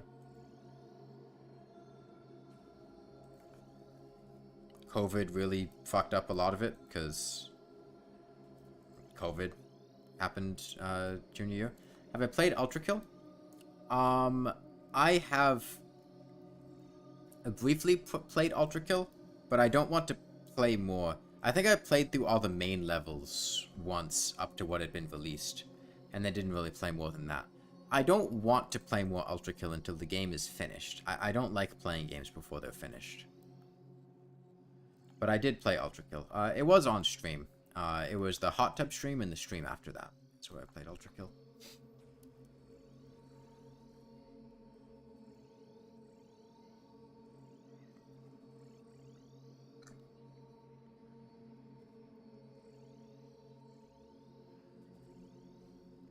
Overall, I felt the Ultra Kill was fine. Was not, like, a huge fan of it.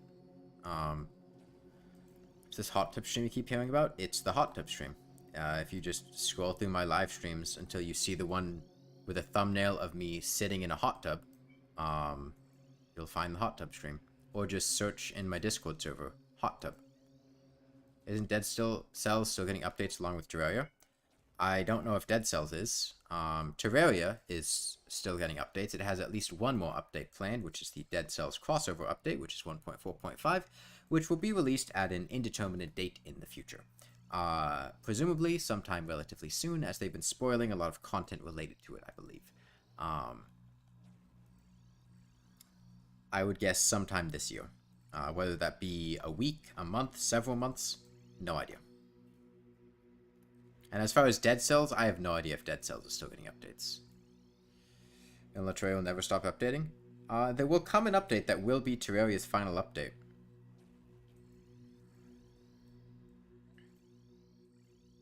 It will eventually happen. And honestly, I'm fine. I mean, I feel like Terraria doesn't really need more content to be added to it. I'm not, you know, against more content being added, but I'm content with the game where it is. I don't think more stuff needs to be added. Like, you know, I like the 1.4.4 stuff. But do I think the 1.4.4 stuff was, like, something that's really important to add to the game? No, it's just cool to have. I feel like the game is pretty... It feels pretty complete, as is. Most recent Dead Cells update was the Clothier.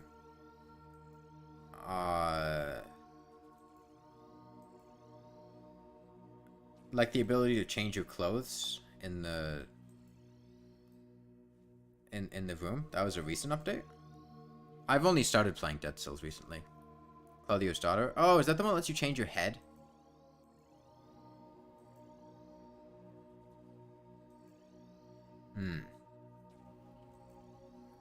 You don't know but why, but the way you talk is kind of funny to me.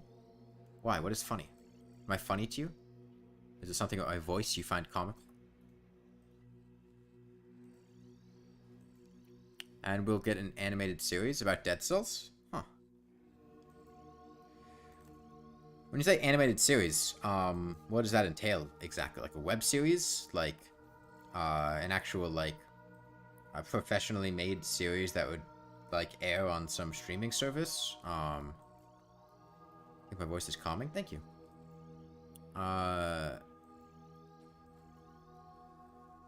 Hey, baby girl Angie. I guess new crossovers and more stuff for builders could be nice. Builders? Dead cells? What is...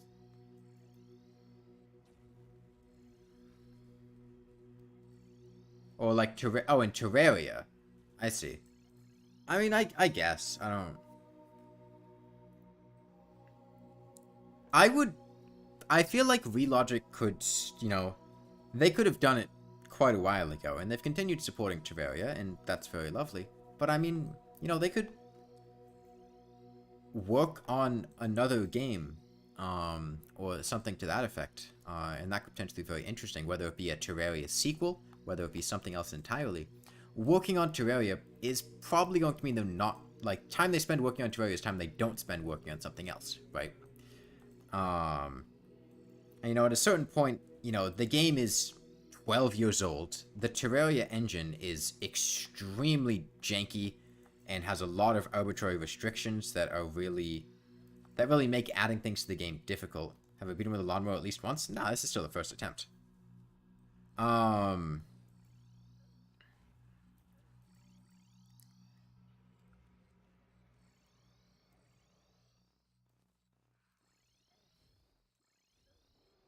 I know the Terraria devs have expressed an interest in making Terraria cross-platform, and a cross-platform update, I feel like, would be the final Terraria update. Or, like, the final Terraria update and then patches to fix any potential bugs with that. Because once you go cross-platform, like, Terraria's had a lot of issues with getting parity between platforms and having them all updated on the same version and everything. So I feel like once they make a leap like that, that would probably be a time where they'd stop adding things. That feels like a very final thing. And, like, they could update past that, but it would be a lot more difficult. But I think the company is the best at listening to communities. I don't know. Listening to communities is a weird thing, because you need to have a good balance of it. Because the thing with listening to communities is that, one, the community doesn't know what they want. Hate to break it to you, but different people in the community are going to think different things, and depending on who in the community they decide to listen to is going to achieve different results. Like, do they listen to, like, speedrunners, competitive gamers? Because that's not going to be indicative of what casual players want. Do they listen to casual players? Well, that might not be what, like, speedrunners want. You know, they might think that a change would be good, but then the change is actually, like, kind of shit and really makes things less fun. So listening to players is not always a good thing, but you don't want to ignore players, because a lot of the times players will have valid complaints, and they do have things and will bring up things that should be changed or rebalanced. So it's an interesting balance there. A game that probably listens to communities too much is one that flip-flops on balance changes a lot, and ends up, I feel like usually would be like listening to competitive communities a lot more. Like, I think that was an issue with like Overwatch, from what I remember, where the game over time was the developers and balancers listened to competitive players and the complaints that they had and balanced the game around that, which made it much less fun to more casual players, and it made the game a lot more serious and competitive, and I think turned off a lot of casual players. Can't Relogic spend 1 to 2 years updating the engine? I don't think Relogic understands why the engine works, is the thing. Like, I think there are things in Terraria that Relogic goes, it works, I don't want to touch it because touching it might break it. And that's a thing that's happened in the past. Relogic has tried to change or fix things in the game, and in doing so, broken other things. Good example, 1.4.1 update, the Celestial Starboard was changed because before 1.4.1, it didn't work with dashes. If you tried to dash when using the Celestial Starboard, your dash would be cut short, and you just go with the Celestial Starboard speed. And they tried to change it so that dashes would work fine with the Starboard, and in doing so, they completely broke the Starboard's ability to decelerate. And if you started on the Starboard, you would slip and slide all over the place. You would just be moving non-stop. And, you know, some things in Terraria are so difficult to change, such a basic thing that it's not even worth trying to fix. Like, Terraria just literally cannot add another paint to the game. It is completely impossible. Which is why illuminant coating and echo coating are coatings and not paints. They're separate entities as treated by the game, because the game has quite literally run out of storage to be able to contain paints. Like, they used a system to store paint values, and that system has been used up and maximized. They cannot add another one. And there's a similar thing with liquids going on. Limitations like that built into the game 12 years ago, because they never anticipated it would, you know, update to something like this, are really restricting what the game can be. And I think is also a problem for a lot of modders too, trying to add custom liquids or paints and things like that.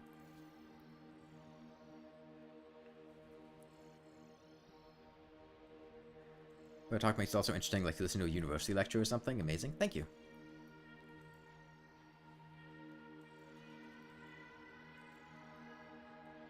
Yeah, I know Relogic has talked about ideas that they've wanted to implement that they can't implement in Terraria just because, like, there's already too much content in the game and it wouldn't make sense at that point in time. Like, if they want to, like, add a different biome, you know, adding some major biome to the world doesn't really work with how the world is laid out right now. There's not really room for it. Did Minecraft have similar issues for 1.13? I don't remember. I have not played Minecraft for a long time, nor was I particularly engaged in Minecraft's engine issues at the time. But again, just because Minecraft could do it doesn't mean that Terraria could do it. You know, the two games aren't directly comparable, and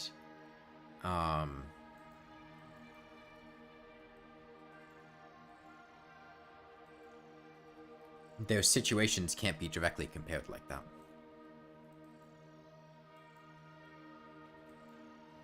Here's a question. Let's say Relogic could spend 1 to 2 years working to rebuild Terraria's engine from the ground up, and let's operate on the assumption that in doing so, they don't break anything, the world and game works exactly the same as it did before, would you rather they did that rather than work on making new content in those 1 to 2 years? 1 to 2 years is a very long time.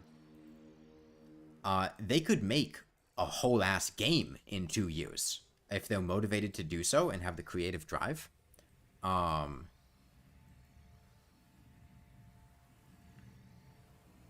understand it would cause problems, but you think a Zenith of each weapon's main damage type would be cool? I disagree. I don't think that would be cool, and here's why. Melee has had a running theme of essentially an ultimate weapon that is the combination of a bunch of previous weapons, and this has been going on since the game was released with the Knight's Edge. The Knight's Edge, in 1.0, in 1.1, the Excalibur, and what the Excalibur was, at first, you had to combine each of the hard mode swords in order to make the Excalibur, and they later changed it so it would just be hollowed bows, but it used to essentially be a Knight's Edge for hard mode. In 1.2, it was the Terrorblade. In 1.3, there actually wasn't anything. And then in 1.4, they came out with the Zenith. It's been a recurring theme throughout the game's history. It makes sense for it to be melee. And multiple Zeniths is weird because the whole point of the Zenith is that it is the ultimate weapon. Not it is the ultimate weapon with 3 parallels, 1 for each damage type. And it's so grossly overpowered that, like, it doesn't matter if it deals melee damage or not. You're at the point where damage types don't matter.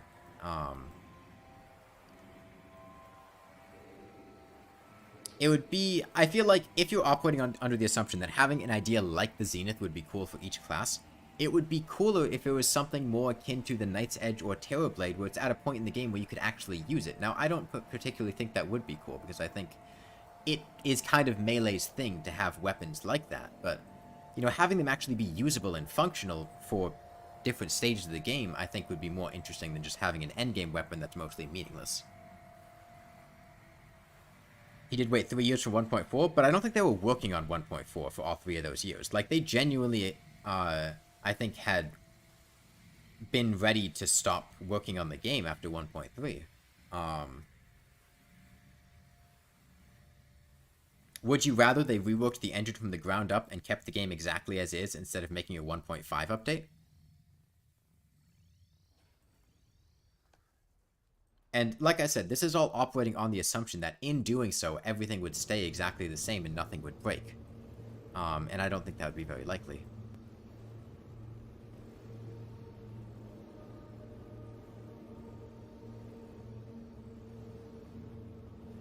Yeah, but the problem with things like that is that you run into two potential issues. The first is a weapon just becoming really ubiquitous, right? The different classes are at the point where in late pre-hard mode, pretty much everything except melee has multiple viable options, right? The ranger has the Phoenix Blaster, the Hellwing Bow, the quad barrel shotgun. All of them very solid weapons. Mage has Aquaceptor, Demon Scythe, Waterbolt. Summoner has Vampire Frogs, Imps. Summoner's weird because of whip stacking. You whip stack with, you know, the Snapthorn and Spinal Tap. Whereas melee, like, you kind of just use the Knight's Edge and you don't really have other good options. Even things they buffed like the Dark Lance still really doesn't hold a candle to the Knight's Edge. And if you add a weapon like that, it would actually end up making the game more repetitive because you'd essentially have a weapon that's just outclasses all the other ones within its category, and that ends up making the game less fun, in my opinion. Because by making one option that's just a much stronger version of all the other options combined, even though there are technically more options, everyone's just going to opt for the stronger one, rather than the ones that are more balanced with each other. Like, I love the Phoenix Blaster, but if you're fighting the Wall of Flesh, the Phoenix Blaster is probably the worst DPS-wise option between Quad Barrel Shotgun, Hellwing Bow, Phoenix Blaster. What if they make an upgraded version of the Sand Gun? I wouldn't put it past him. Sandgun's genuinely not that bad of a weapon, though. Some people seem to be under the impression that the Sandgun is like a really bad weapon. It's not. I mean, it deals pretty solid damage. It pierces. It's got like 20-something base damage, I think. It fires decently fast. What if the Phoenix Blaster had an upgrade? I would love a late-game Phoenix Blaster. Like, if instead of,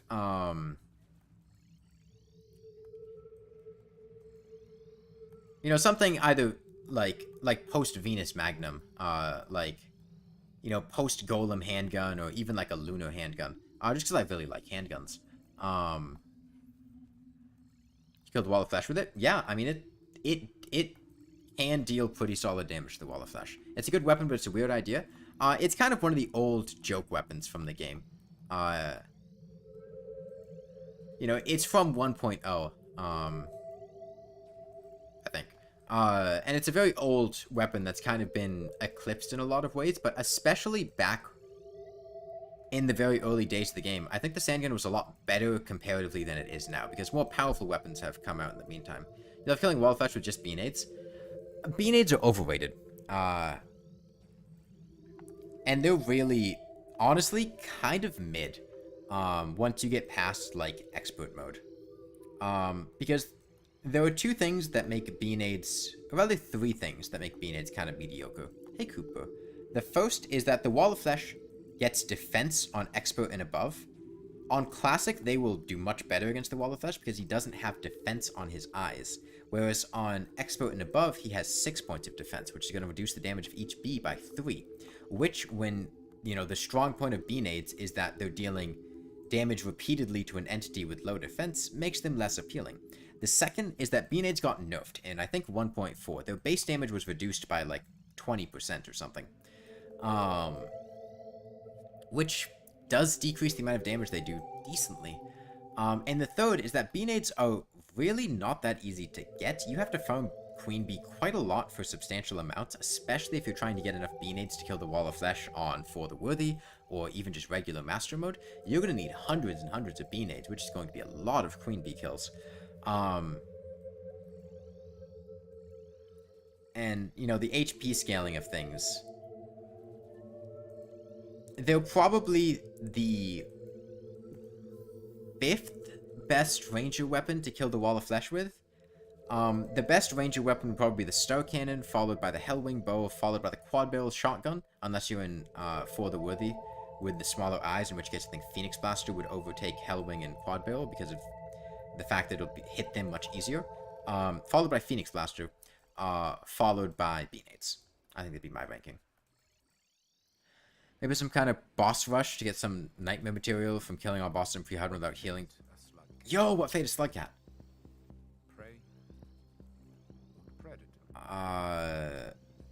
What is this talking about? Oh, the Knight's Edge weapons.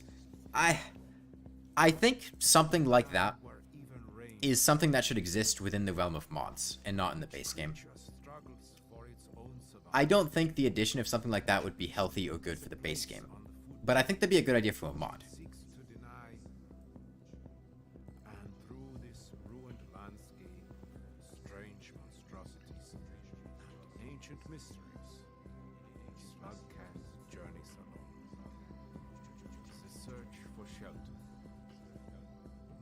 I love that this is just on the Rainworld soundtrack. This is like the voiceover for the trailer for Rainworld. And for some reason, it's just on the soundtrack.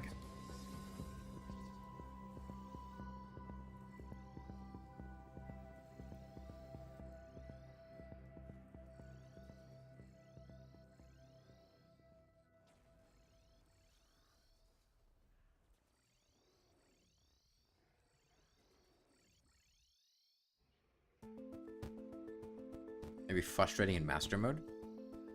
Are you talking about your idea or B-Nade's? I don't think it has anything to do with being frustrating. I just don't think content like that would be a good addition to the base game.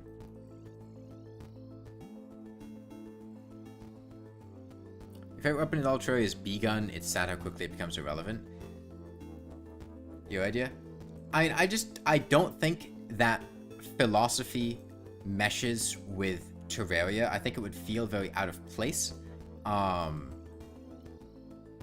feel like that's something that would be better implemented in a mod. Like that feels genuinely like something that Calamity mod would have, or something to that effect, where it's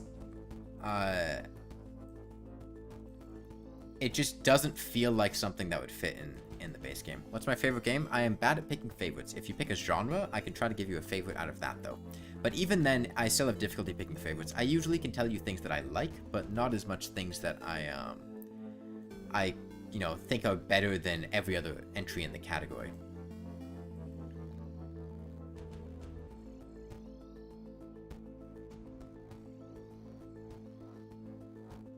Boss rush after Moonlord might be cool. I mean, you can make your own boss rush. Like, you don't need the game to make a boss rush for you. And like 90% of the bosses would be, actually every single boss would just be completely trivialized by the Zenith. How long have I been playing games on a dance pad? Dance pad only Terraria was the first one that I did. Haven't done any recently because I've been doing this and had broken my toe a bit before that. So it's been a while since I've really done much dance pad stuff.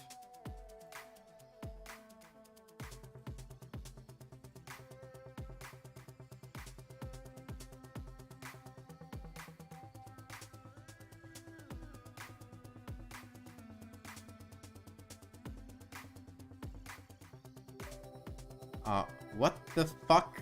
Java? What the hell? I got like a pop-up from like Java trying to update. What the fuck was that? Did I buy my dance pad? Amazon. Unable to launch the Java update installer. Okay, I don't want the Java update installer. Why are you trying to auto-update? I didn't tell you to do that.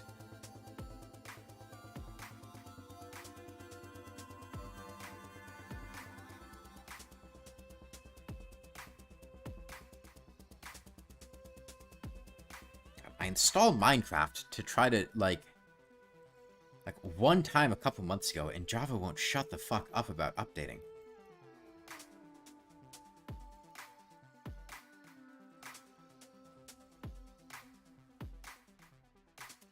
I don't have a particularly nice dance pad things. It's just a dance pad. I was one that balanced price and, as far as I could tell, quality.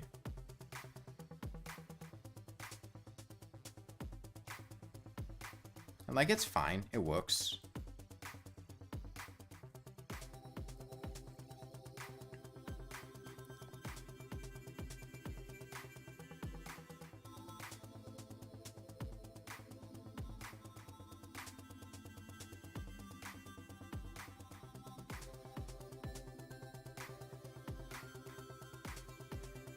When you're playing on Java, you wish you had Java? Can you not get Minecraft Java? Or something? I don't really play Minecraft. I tried Minecraft a couple months ago and then went, oh damn, I don't like Minecraft. And then just kind of still have it installed. That's just when I got into the whole Minecraft is the video game equivalent of white bread. Where it's very, mediocre on its own, very bland and unassuming. It's really what you add to it that makes it. But like base game Minecraft is just very underwhelming. Consoles only have access to Bedrock. Huh. That sucks.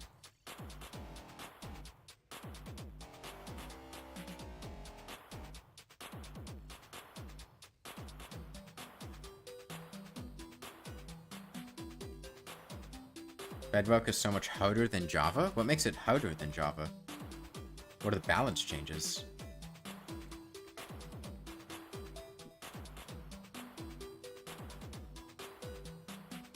Glitchy mess? I had heard Bedrock was glitchy. Yeah, no, I don't really have much interest in Minecraft. However, my sister really likes Pixelmon and has wanted to set up a Pixelmon server for a little while. And we have the means to do that. She had picked up an extra PC from work. And when we get to it, we'll probably try to set up a server running off of that. Which is kind of what I still have Minecraft for. I bought Minecraft. Honestly, it's not out of the question that somebody watching this stream, maybe not right now, because there's not too many people watching this stream, but I'm sure there are people who watch, like, my channel on YouTube who are younger than when I bought Minecraft. Because I bought Minecraft 11 years ago? 2012?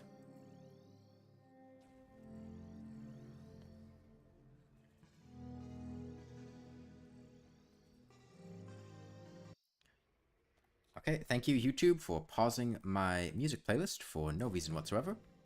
Appreciate it. Love it when you do that. Withers have an entire extra phase in Bedrock where it summons either skeletons. I don't really remember the Wither that well. I think the Wither update was the last one that I really played. That was kind of when I stopped playing Minecraft.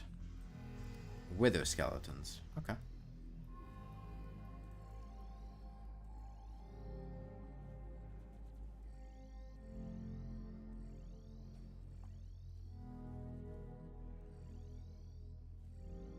I'm playing Studio 6, aka Alpha Minecraft.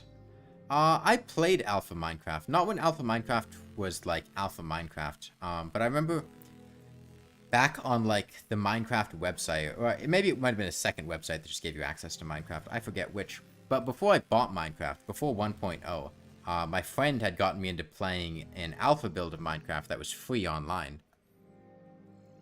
Question, if you don't like edgy things, how do you see emo people? I didn't know we were back in 2002. Emo people are not inherently edgy, and those aren't necessarily the same thing. There's a difference between, no, there's like a free trial that was like an early alpha version of Minecraft that you could play online in multiplayer. There's a difference between somebody having an emo aesthetic or being generally you know, fitting the emo vibe, or just saying like mildly edgy things, and just saying like, I don't have strong thoughts on emo people in general, because people are individuals and individuals have differing thoughts and opinions and things like that. I'm not gonna, you know, draw conclusions about every single person who fits a emo aesthetic who might self-describe himself as emo. It would depend on the individual, but I generally don't appreciate people coming in and making edgy jokes, like random things about killing or injuring or maiming things, essentially with the understanding that saying something like that is taboo and wrong, and therefore it's funny. When I say edgy things, I mean things like that. Like, oh, I just ate a baby. Or, you know, saying something that's racist with the understanding that saying something racist is wrong, and therefore it's funny because you're not supposed to be doing it. Or like that pseudo-irony of like making a racist joke, and you're not really sure if they're serious or not, but you have to operate under the assumption that they're serious, because an actual racist making a joke like that will use the defense of their joking. So when somebody makes a racist joke like that, you usually just assume that they are racist, because that's what a racist would do. When I say I don't like edgy things, I'm referring to things like that. You can't say anything racist anyway because you're as white as can be. I don't know what that is supposed to mean, because white people are more than... Oh, okay, that's an example. Okay.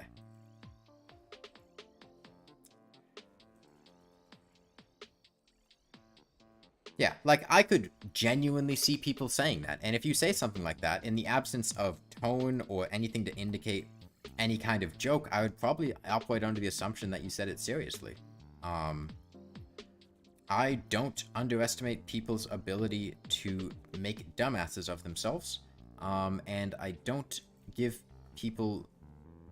I don't assume that everyone is joking or not saying things seriously.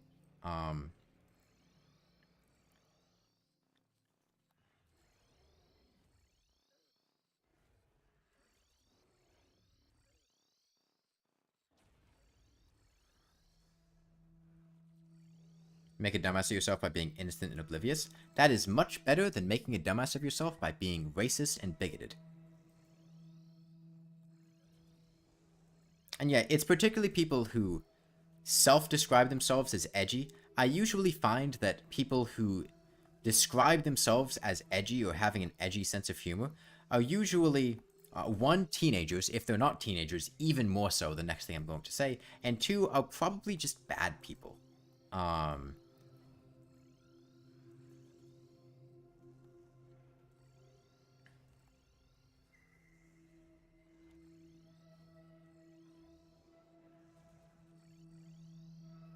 Based on your ethnicity, you can say... I don't know what that means, time death.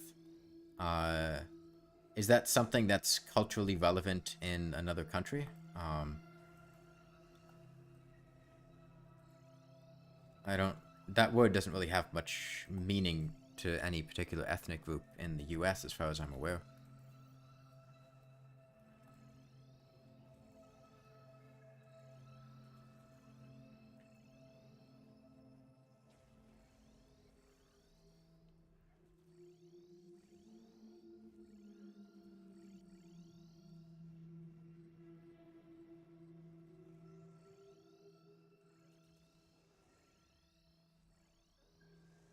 My favorite part about making a dumbass of myself is when I intentionally make a dumbass of myself for a joke and then people take it seriously, and that makes it even more amusing to me.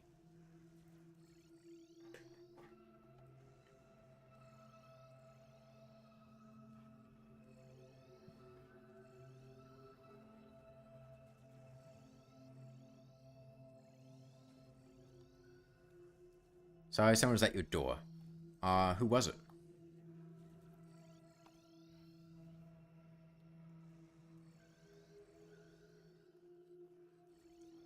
Philosophical question: is a serious, genuine racist better than someone with no real values and are just edgy for the sake of being offensive? Can you elaborate on what you mean by better?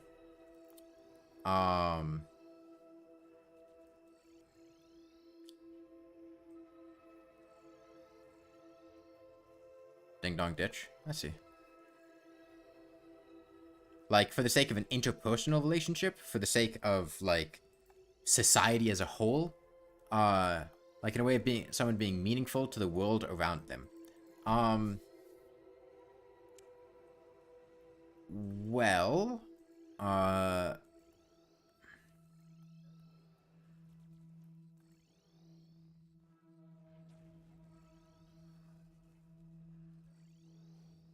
I would probably say somebody who's just edgy and offensive for the sake of being edgy and offensive, would be less pleasant to be around and, more annoying as a whole than somebody who's racist.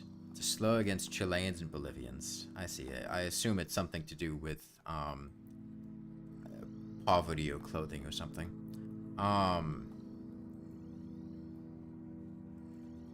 Back from dinner? But yeah, somebody who's a genuine racist, there are several things about having any sort of relationship with them. And I don't mean like a intimate relationship. I mean they're a coworker. There's somebody you see at a restaurant. They're serving you. One, you know where they stand. Like, if somebody's racist against you, you can make pretty reasonable assumptions about how they're going to behave. You can know to avoid them. And they don't really have a defense. Like, they're not going to try to weasel their way out of something by acting like they're joking or, you know, it's just a prank, bro, or things like that. Because they're just going to be racist. They'll tell you to fuck off. And, you know, even if somebody hates you, having somebody hate you in a truthful way is, in my opinion, better than somebody who constantly brings you down or aggravates you and then pretends as if they weren't doing it, saying it was just a joke, saying it was edgy humor, you just wouldn't get it, or something like that. Now, in terms of assuming the edgy person is not actually racist, it would potentially be more pleasant to actually have to engage with them in a repeated manner if you're the subject of the racism, as while they might say offensive things, they probably won't treat you particularly differently. That is, if, let's say your boss is somebody, your supervisor is somebody that could either be racist or somebody that's very edgy. You know, if your boss is racist, you're going to be treated much more poorly than if your boss is somebody who's edgy, who just, you know, says things that bring you down, or, you know, things like that. Like, you're not going to be, you know, shunted to doing much less desirable work, forced to do things that you don't want to do, and discriminated against in a way that your coworkers aren't. But in general, I would probably prefer, to deal with somebody where I know where they stand and I know who they are, rather than somebody who can hide behind the defense of not actually believing it, but being able to feign calling things a joke. Because unfortunately, it is a shockingly common defense in the world nowadays. In the world of gaslighting and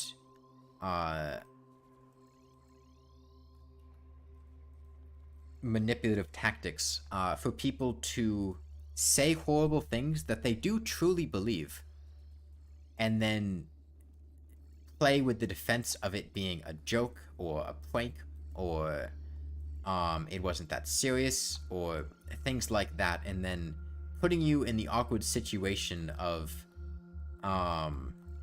essentially they're trying to ask for forgiveness for doing something that they know is bad, but they're trying to weasel their way out of it. And oftentimes it does work. Like the "it's just a joke" defense, shockingly commonly, will help alleviate trouble. Saying typically controversial things and then deciding whether it's a joke or not based on the person's reaction. Yeah. It's also an easy way, like dog whistles in a lot of sense. You might hear this term thrown around. Douchebag is also not spelt that way. It's D-O-U-C-H-E bag.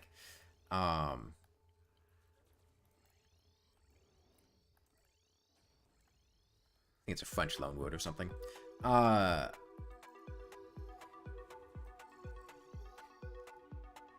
yeah, what was I talking about? Common behavior of people. Yes, you might hear the word dog whistle thrown around a lot. It's a little bit of a buzzword. But what it's essentially referring to is a dog whistle is something, a whistle that you blow that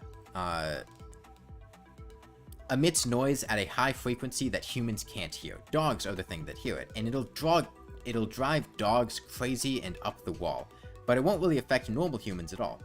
And a dog whistle in the context of politics or things like that is essentially a statement that to normal people is fairly innocuous and meaningless, or something that, you know, they wouldn't pay much bother to. But to a person who would hold certain beliefs, would cause them to behave in particular ways. And you use that to essentially identify whether or not people share similar beliefs to you. And in a sense, these it's just a joke things are kind of dog whistles, because they're, you know, small meaningless statements in jokes that most people wouldn't understand, or you just kind of laugh it off and say, ah, it's a joke, you wouldn't get it. But to somebody who does know and is, say, a racist, a bigot, or even somebody who just shares similar beliefs would understand, and then you'd understand that that person is somebody who holds similar beliefs to you. And usually they're not good beliefs, seeing as this is something that you want to not, you know, be publicly aware of. Or the things that would not be socially acceptable. Which, you know, doesn't necessarily indicate that they're bad, like for a long point in time. Discriminated and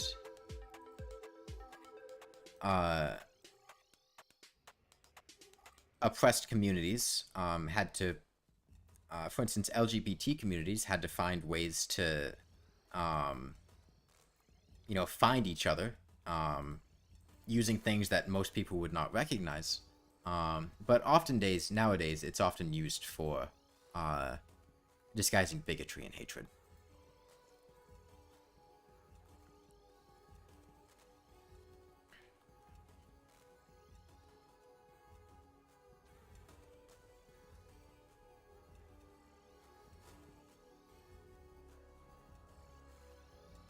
Good comparison of today's stream to other streams. Today is a day where I'm not tired.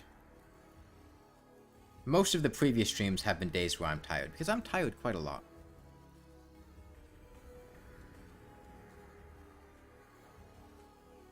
You wish you weren't aware about 50 different dog whistles, but genuine white supremacists pervade some of the communities you use? Yeah.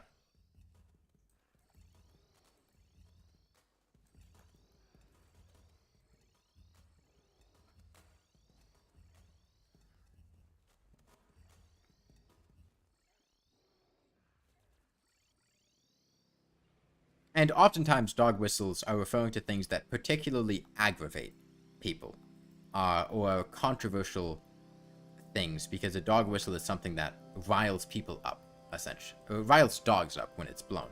They start barking like mad.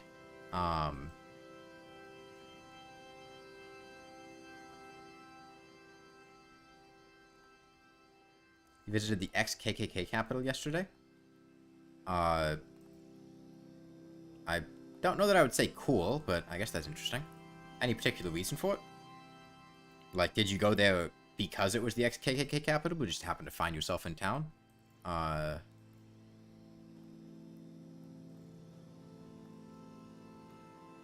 Did you go there for something else and then realize, oh, this is the ex-KKK capital, or something like that?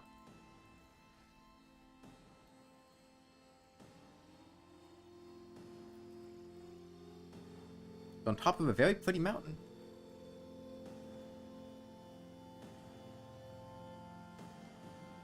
You have to hike it and see a cool video. Huh. Where is it? I'm not very familiar with the KKK's history. Well, when I say not very familiar with their history, I'm specifically referring to the, organization and people involved with the KKK. I'm more than aware of what they've done throughout the country's history. Georgia Stonehill Mountain. Okay.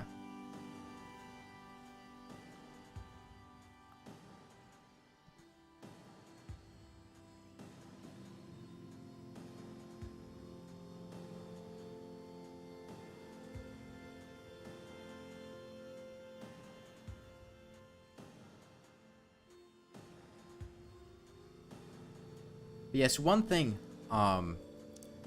this is something of a warning to those of you that are watching this that are younger, or if you know people who are younger. I would keep an eye out for people that you care about,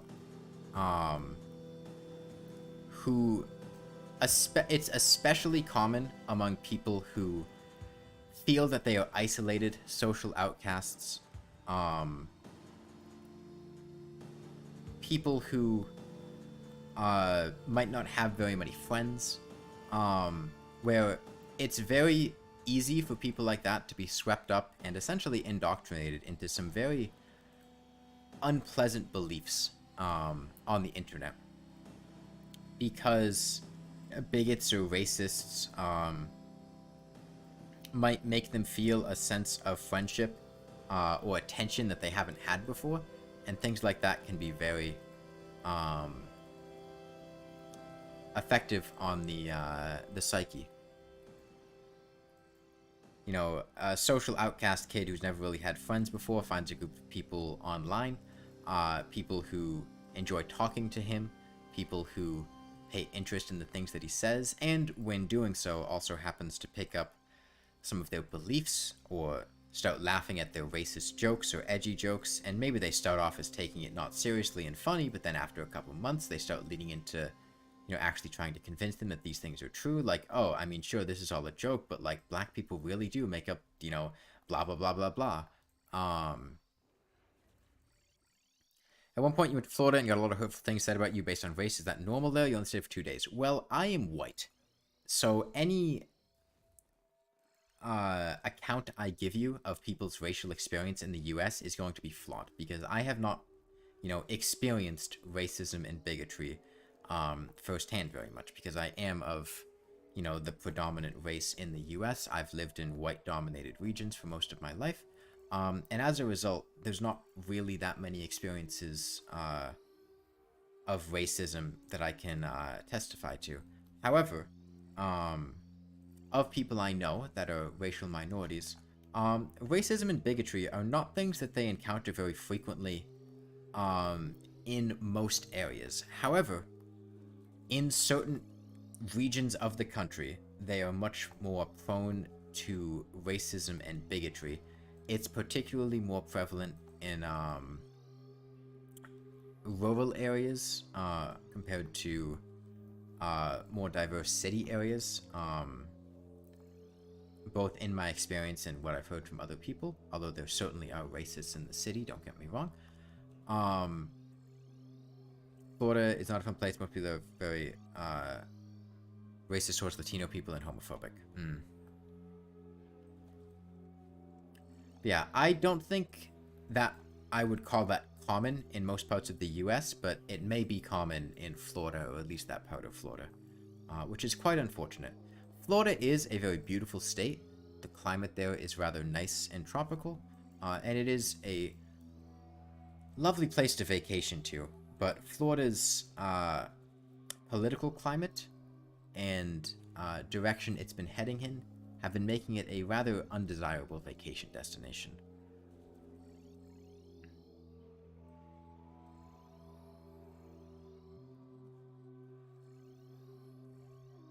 Well, I haven't been to Florida recently, for what it's worth, but in the past, Florida's been a rather nice place. Granted, we are in the middle of very severe climate issues, so it's been like 100 degrees here. I hate to think of what it'd be like in Florida.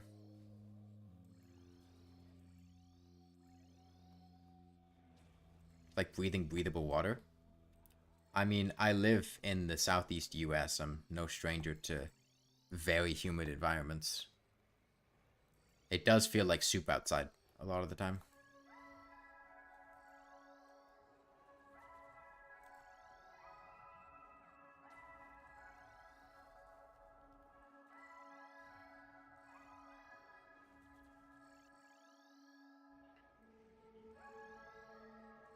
Yeah, I think nowadays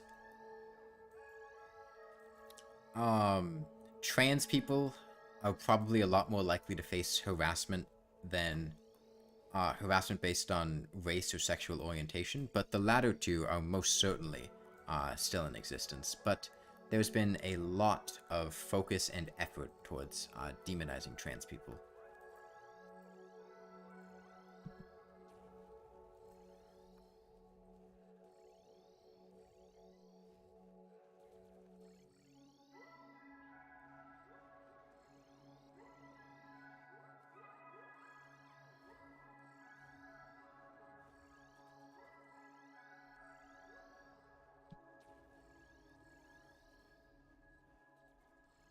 Very sad that before trans women were more accepted. Yes, the hatred for trans people is very much so something that people have only cared about in the past couple years, as it's been the focus of a lot of conservatives. Before then, people were much less bigoted towards them. I mean, even, like, if you think, like, drag shows and things, like, people did not care or hate drag shows in the past. Like, hell, people did drag all the time. Robin Williams did drag during, like, Mrs. Doubtfire. Like, it was just a pretty common form of expression and entertainment. Now, not that drag necessarily indicates trans people, but a lot of the focus is on, like, drag shows and things. Trans men, on the other hand, much were hated as they were seen as gay, which were hated.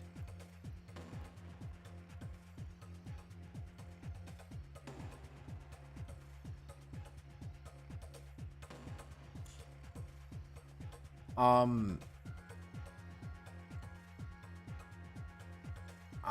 a little confused on your terminology there. When you say trans men, are you referring to a person who is assigned male at birth and then transitioned to female, or somebody who is assigned female at birth and then transitioned to male?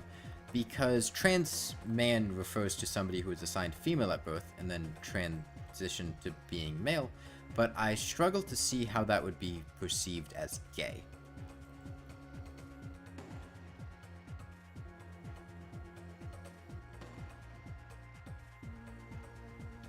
Whereas I do understand how the former would be perceived as gay. It must be because of the smooth skin, but certain masculine features just saying could also be the fact that you're non-binary. Fair enough.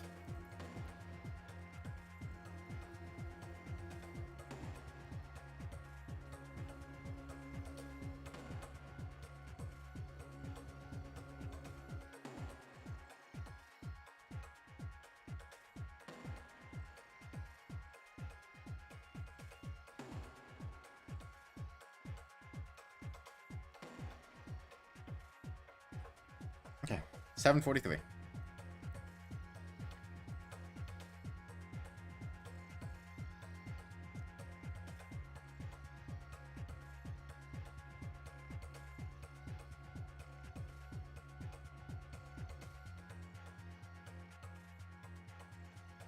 Trans women were accepted more because the sexual orientation they chose were already oppressed.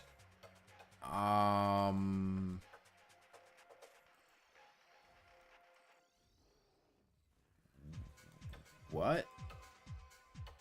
I'm not sure I'm following. They were more accepted because they were already oppressed?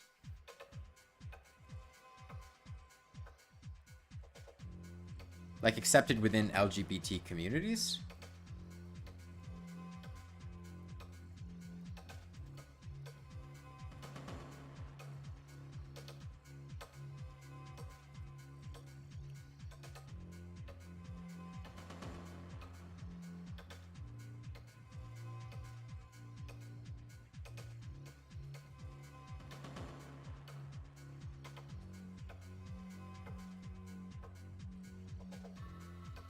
Women during World War II had less rights than men. Oh, when you say sexual orientation, did you mean gender?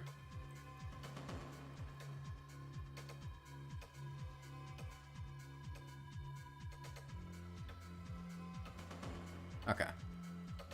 It's not until recently here that transgender and non-binary people will recognize, like, within your life. Yeah, it's a fairly, it's not a recent concept, but it has not had widespread attention until recently. It's something that most people weren't entirely really even aware of. Or if they were, it was something that really wasn't that understood.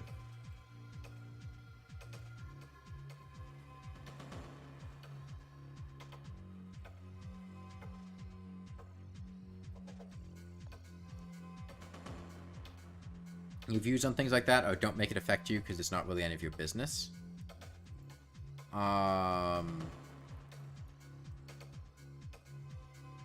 What do you mean by don't make it affect you? I don't... Nobody wants to make it affect you.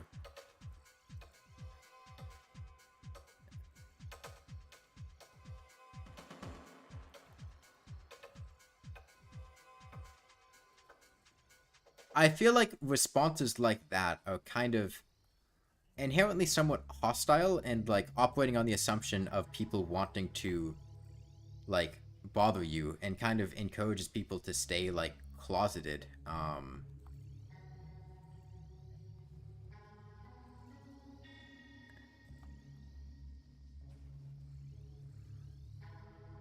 Like, it's not really gonna affect you in any way. I don't really see how it would.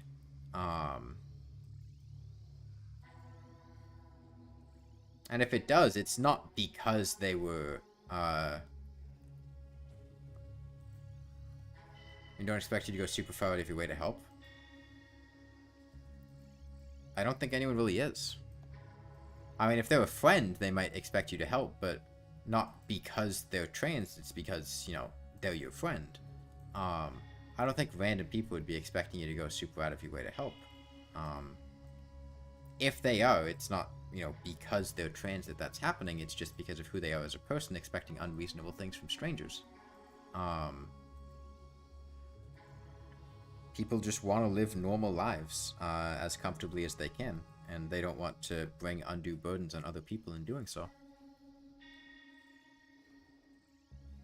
But I feel like that response is honestly somewhat hostile to the concept of them, and is honestly probably the result of media conditioning to have an inherently somewhat negative response to these people, where they're just people wanting to live their life. They're not going to do anything that's going to affect you, so why do you assume that they're going to do that? And, you know, say on the premise of, you know, I'm not going to... I just don't want them to bother me. They're not going to bother you. They're just people. They're not going to bother you about being trans any more than, you know, a family member might bother you by talking about their job or something inherent to their life. You had a couple experiences where random people told you to stop eating my lifes and go protest.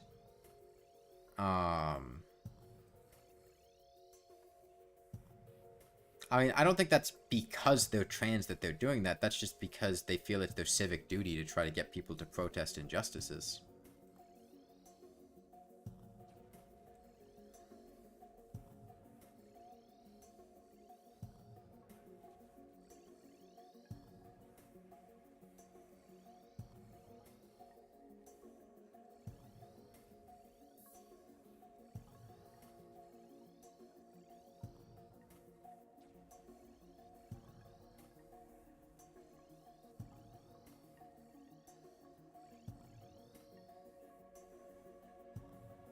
I mean, I can't defend the instances you've had with other people, but I can say that,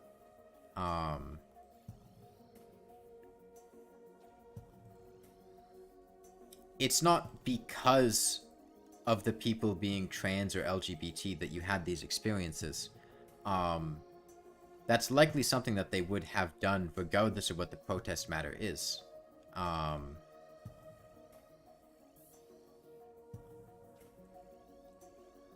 People oftentimes will get frustrated and angry, especially if it's something that personally affects them. And they can lash out. or want people to do more to help them because they essentially don't have people helping them.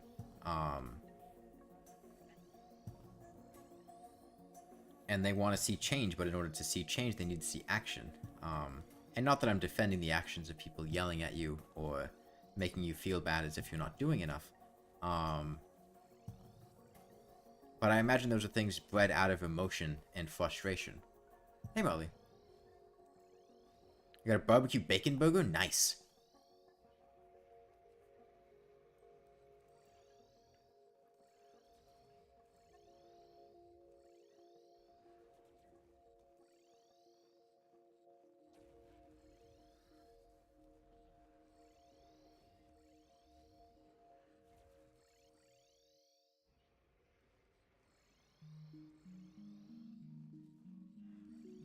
Generally, everyone just wants to live a normal life, but the problem is some people are inherently disadvantaged at trying to live a normal life.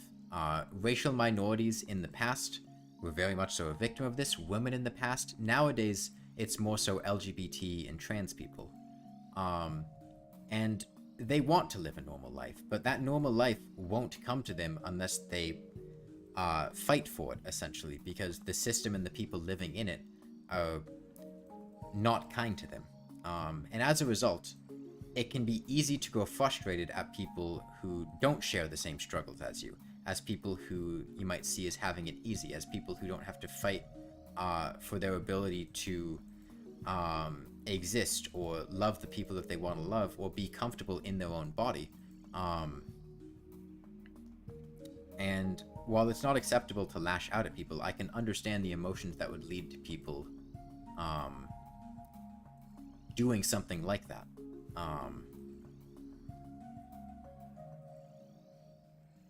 That would be my take on the situation. Now, obviously, I was not there for it. I can't say with certainty that that's what was happening. It's entirely possible that people were just jackasses. Like, trans or LGBT people can absolutely just be dicks. Some people are. In a few decades, it's probably going to be intelligent robot rights. We'll see. We'll see.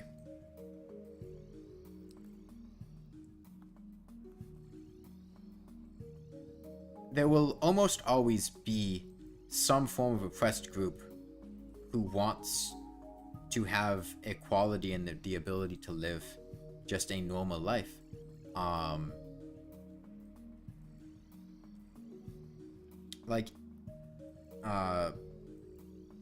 And it's going to be an uphill battle for them. It'll happen one day. I don't think that's a surefire thing. That operates on the assumption that it is technologically possible to create a robot who is sapient and capable of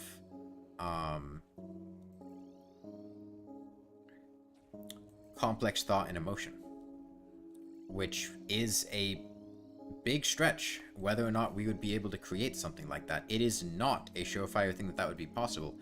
It is one thing to say that you could build a computer that would be effective enough to replicate a human response or emotional response. It's another thing to say that you could build a robot that is able to feel that. To actually have emotions and not just be mimicking what you programmed it to based on what humans feel. Those two things are not one and the same. It also seems to still be around. It's generally worth assuming for things like this that humanity will still continue to exist, as being a doomer and anticipating global societal collapse and the extinction of humanity is generally not conducive to planning for the future. While it is possible something like that could happen, it's also entirely possible that it wouldn't happen. And if you consign yourself to believing that it will happen, you will create something akin to a self-fulfilling prophecy.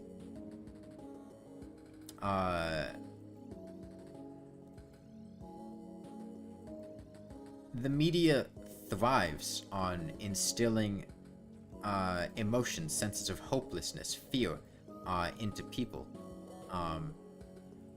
And while things may look grim, there is still always hope that things can and will change. and that things can turn for the better. Hey, Sandra.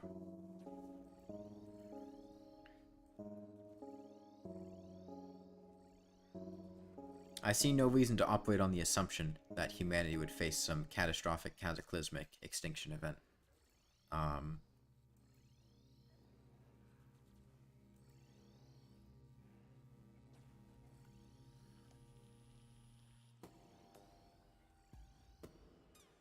You think we could, but you don't think humanity will live for much longer? People have been thinking that for a very, very long time. And they have never been correct.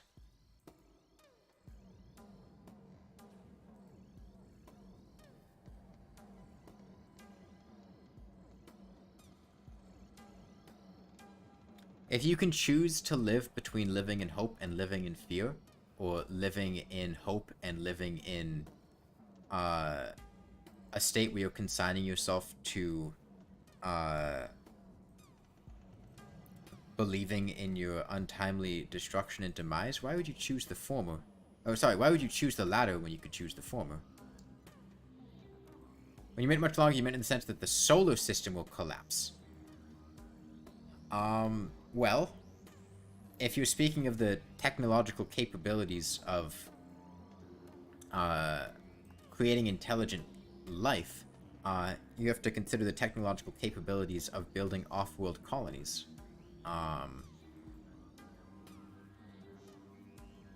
Especially if people feel there is a pressure of, you know, potential destruction or catastrophe on Earth, that would only drive more pressure to try to do something like that in the off-world. Because in the sense you reach singularity level AI, several billion years is irrelevant. That, again, assumes that we can create a singularity level AI. That is not a surefire thing to be done. We have no conducive proof that we would ever be capable of creating an AI that is actually intelligent and capable of creating more like itself in a technological singularity. While it is possible, it very well may not happen at all. And I would certainly hope that anyone who works on creating something like that would understand the dangers and take precautions against it. Even something like, you know, ChatGPT is not an artificial intelligence. It is a language model. It just studies what humans do and then makes something based off of that. It does not, in any sense of the word, think for itself. All it does is just read things and then spit out an answer based on the most likely, the most common repetitions or positive associations that it makes with things. If humanity makes an AI, then humanity will not live for much longer. That's also not guaranteed. Just because an AI may come to exist does not mean that the AI would come to bring the downfall of humanity. I think, while things like that are interesting to speculate about, they also require a lot of assumptions. It's also entirely possible that some, you know, mass gamma ray burst could just wipe out all life on the face of the Earth instantaneously and painlessly. Is it likely? No. Is it possible? Sure.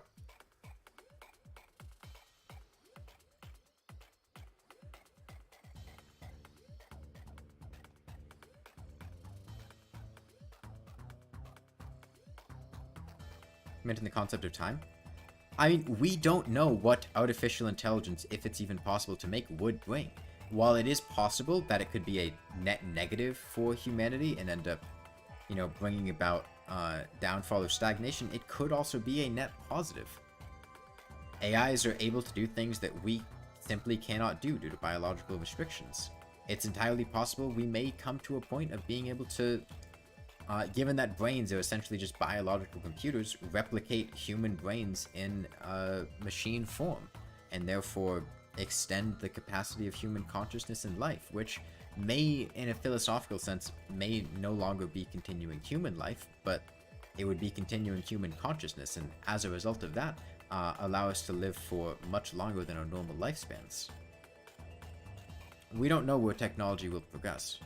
A gamma ray burst killed half of life 400 million years ago? Yeah.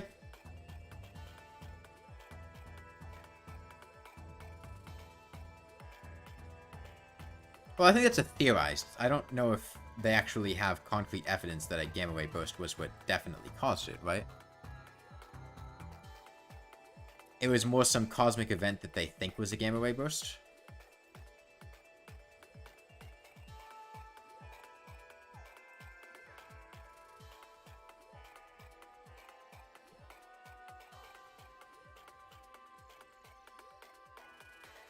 It's easy to get caught up in fear and hopelessness and the assumption that things will get worse, everything will decline, that some terrible event is about to happen.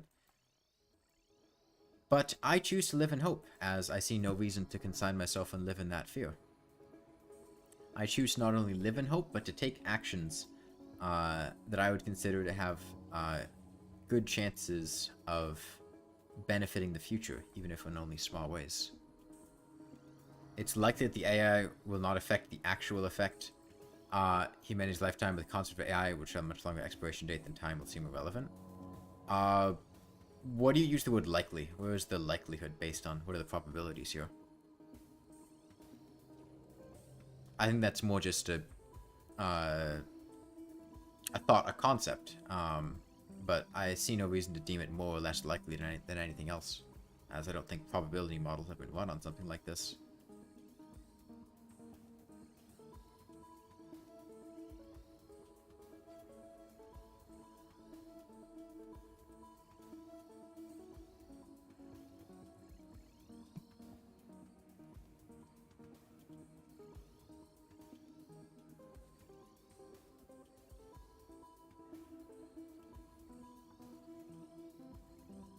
Yeah, personally, I'm of the belief that I don't think a true AI is something that humanity will be able to build anytime soon, if ever.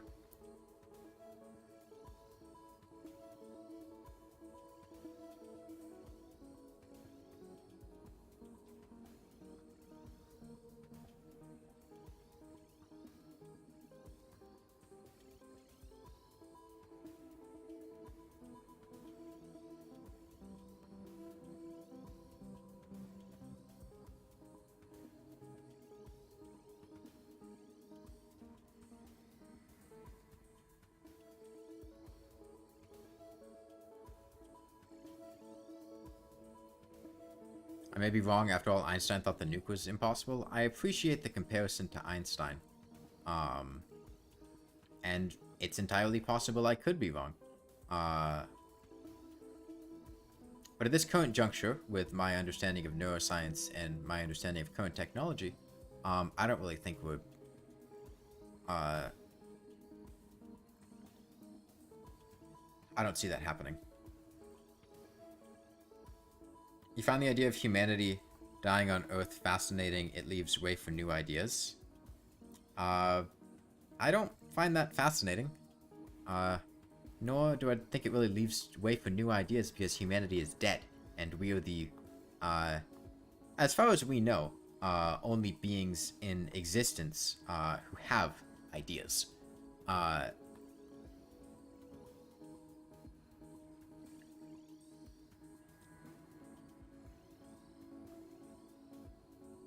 Humanity on Earth.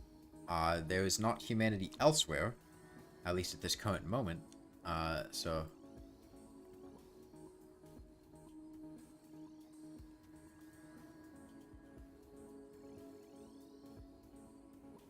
could lead to a new intelligent race on Earth? It could, or it could not. We don't know why... the creation of intelligent life was an incredibly unlikely event.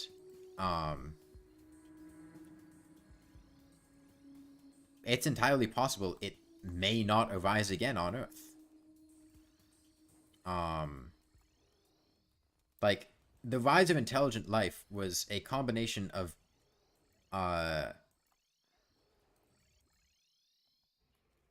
lifespans. You know, you might think something like an octopus. An octopus doesn't have a long enough lifespan.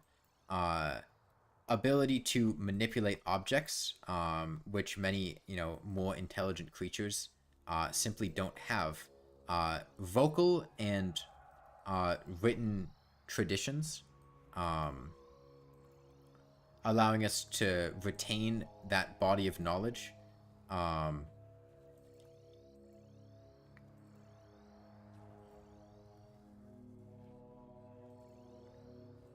Along with the complex neurological requirements to have those deeper understandings. It's entirely possible that if humanity were to die off, intelligent Earth might never rise on Earth again. Some other distant planet very far away with another, 1 in a million chance of life sprouting on it, maybe, but especially if humanity were to be completely wiped out, it's entirely possible that most life on Earth would also be wiped out. But there could be in the future, there could be humans on the moon, the Kepler system, go to another universe in the next year for all we know. Be sure what will happen, you can make assumptions. I see, so you were talking about it in the sense of the future. Here, the exoplanets look rather pleasant to live on. Well, firstly, you have to get there alive. One of the big problems with space travel is simply radiation. Even if you can physically survive, you're experiencing a lot of cosmic radiation, and we do not have the technology to shield people for long journeys to the point that they would be able to survive long trips like that while being bathed in that radiation. Even if we physically could build a ship capable of traveling there, people would be exposed to so much radiation that they simply wouldn't survive. Or would survive and then die of cancer, or things like that.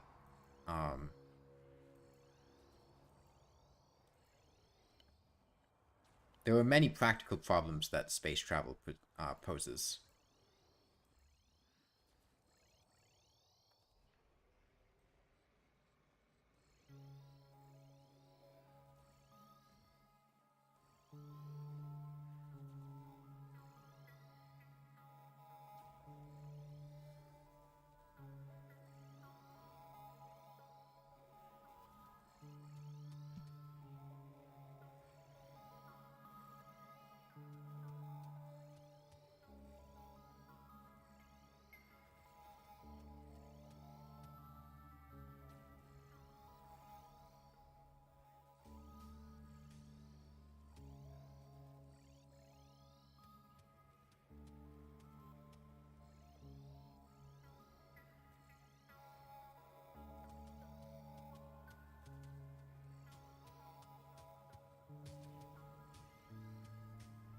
The most likely planet that anytime remotely near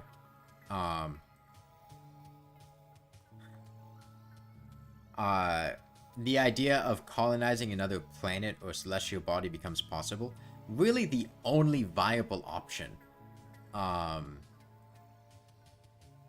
is Mars. Like, space is fucking massive, and just getting to any other planet is a massive ordeal. Mars is the closest, and it's, close enough to the Earth that transporting people and materials there is within the realm of possibility. Whereas if you're talking about something like exoplanets, like, the journey out there just is not even within the realm of thought with our current technology. Whereas the idea of going to Mars is something that, could be conceivable. But even then, like I said, the radiation issues, the idea of building a colony itself, and the thing with space travel is that anything you bring is going to be obscenely expensive to transport, particularly based on weight, which means you're going to want to try to build it with, the lightest materials possible, and Mars is a harsh climate. There are all sorts of disasters that could strike and wipe out any kind of settlement. Venus' upper layer is habitable. Venus is, like, the hottest planet in the solar system, I think. Yeah, there's Mercury or Venus. I think Venus has, like, a runaway gas issue that causes it to be obscenely hot.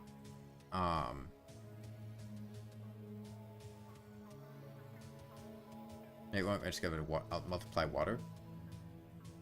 There are any number of things we might discover, but the most reasonable target for colonization would be Mars. Anything other than that is not even like anywhere within the realm of possibility with current technology. And even then, like Mars itself is still a very far stretch from what we'd currently be able to do. Money is a large limiting factor, along with the fact that it's just very dangerous. There's an upper layer that is Earth-like pressure and temperature.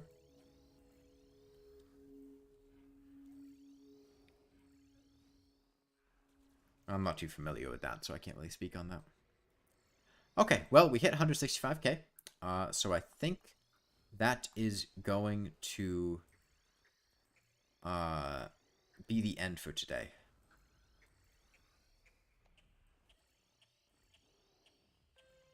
Let's pause here. 1649814499948.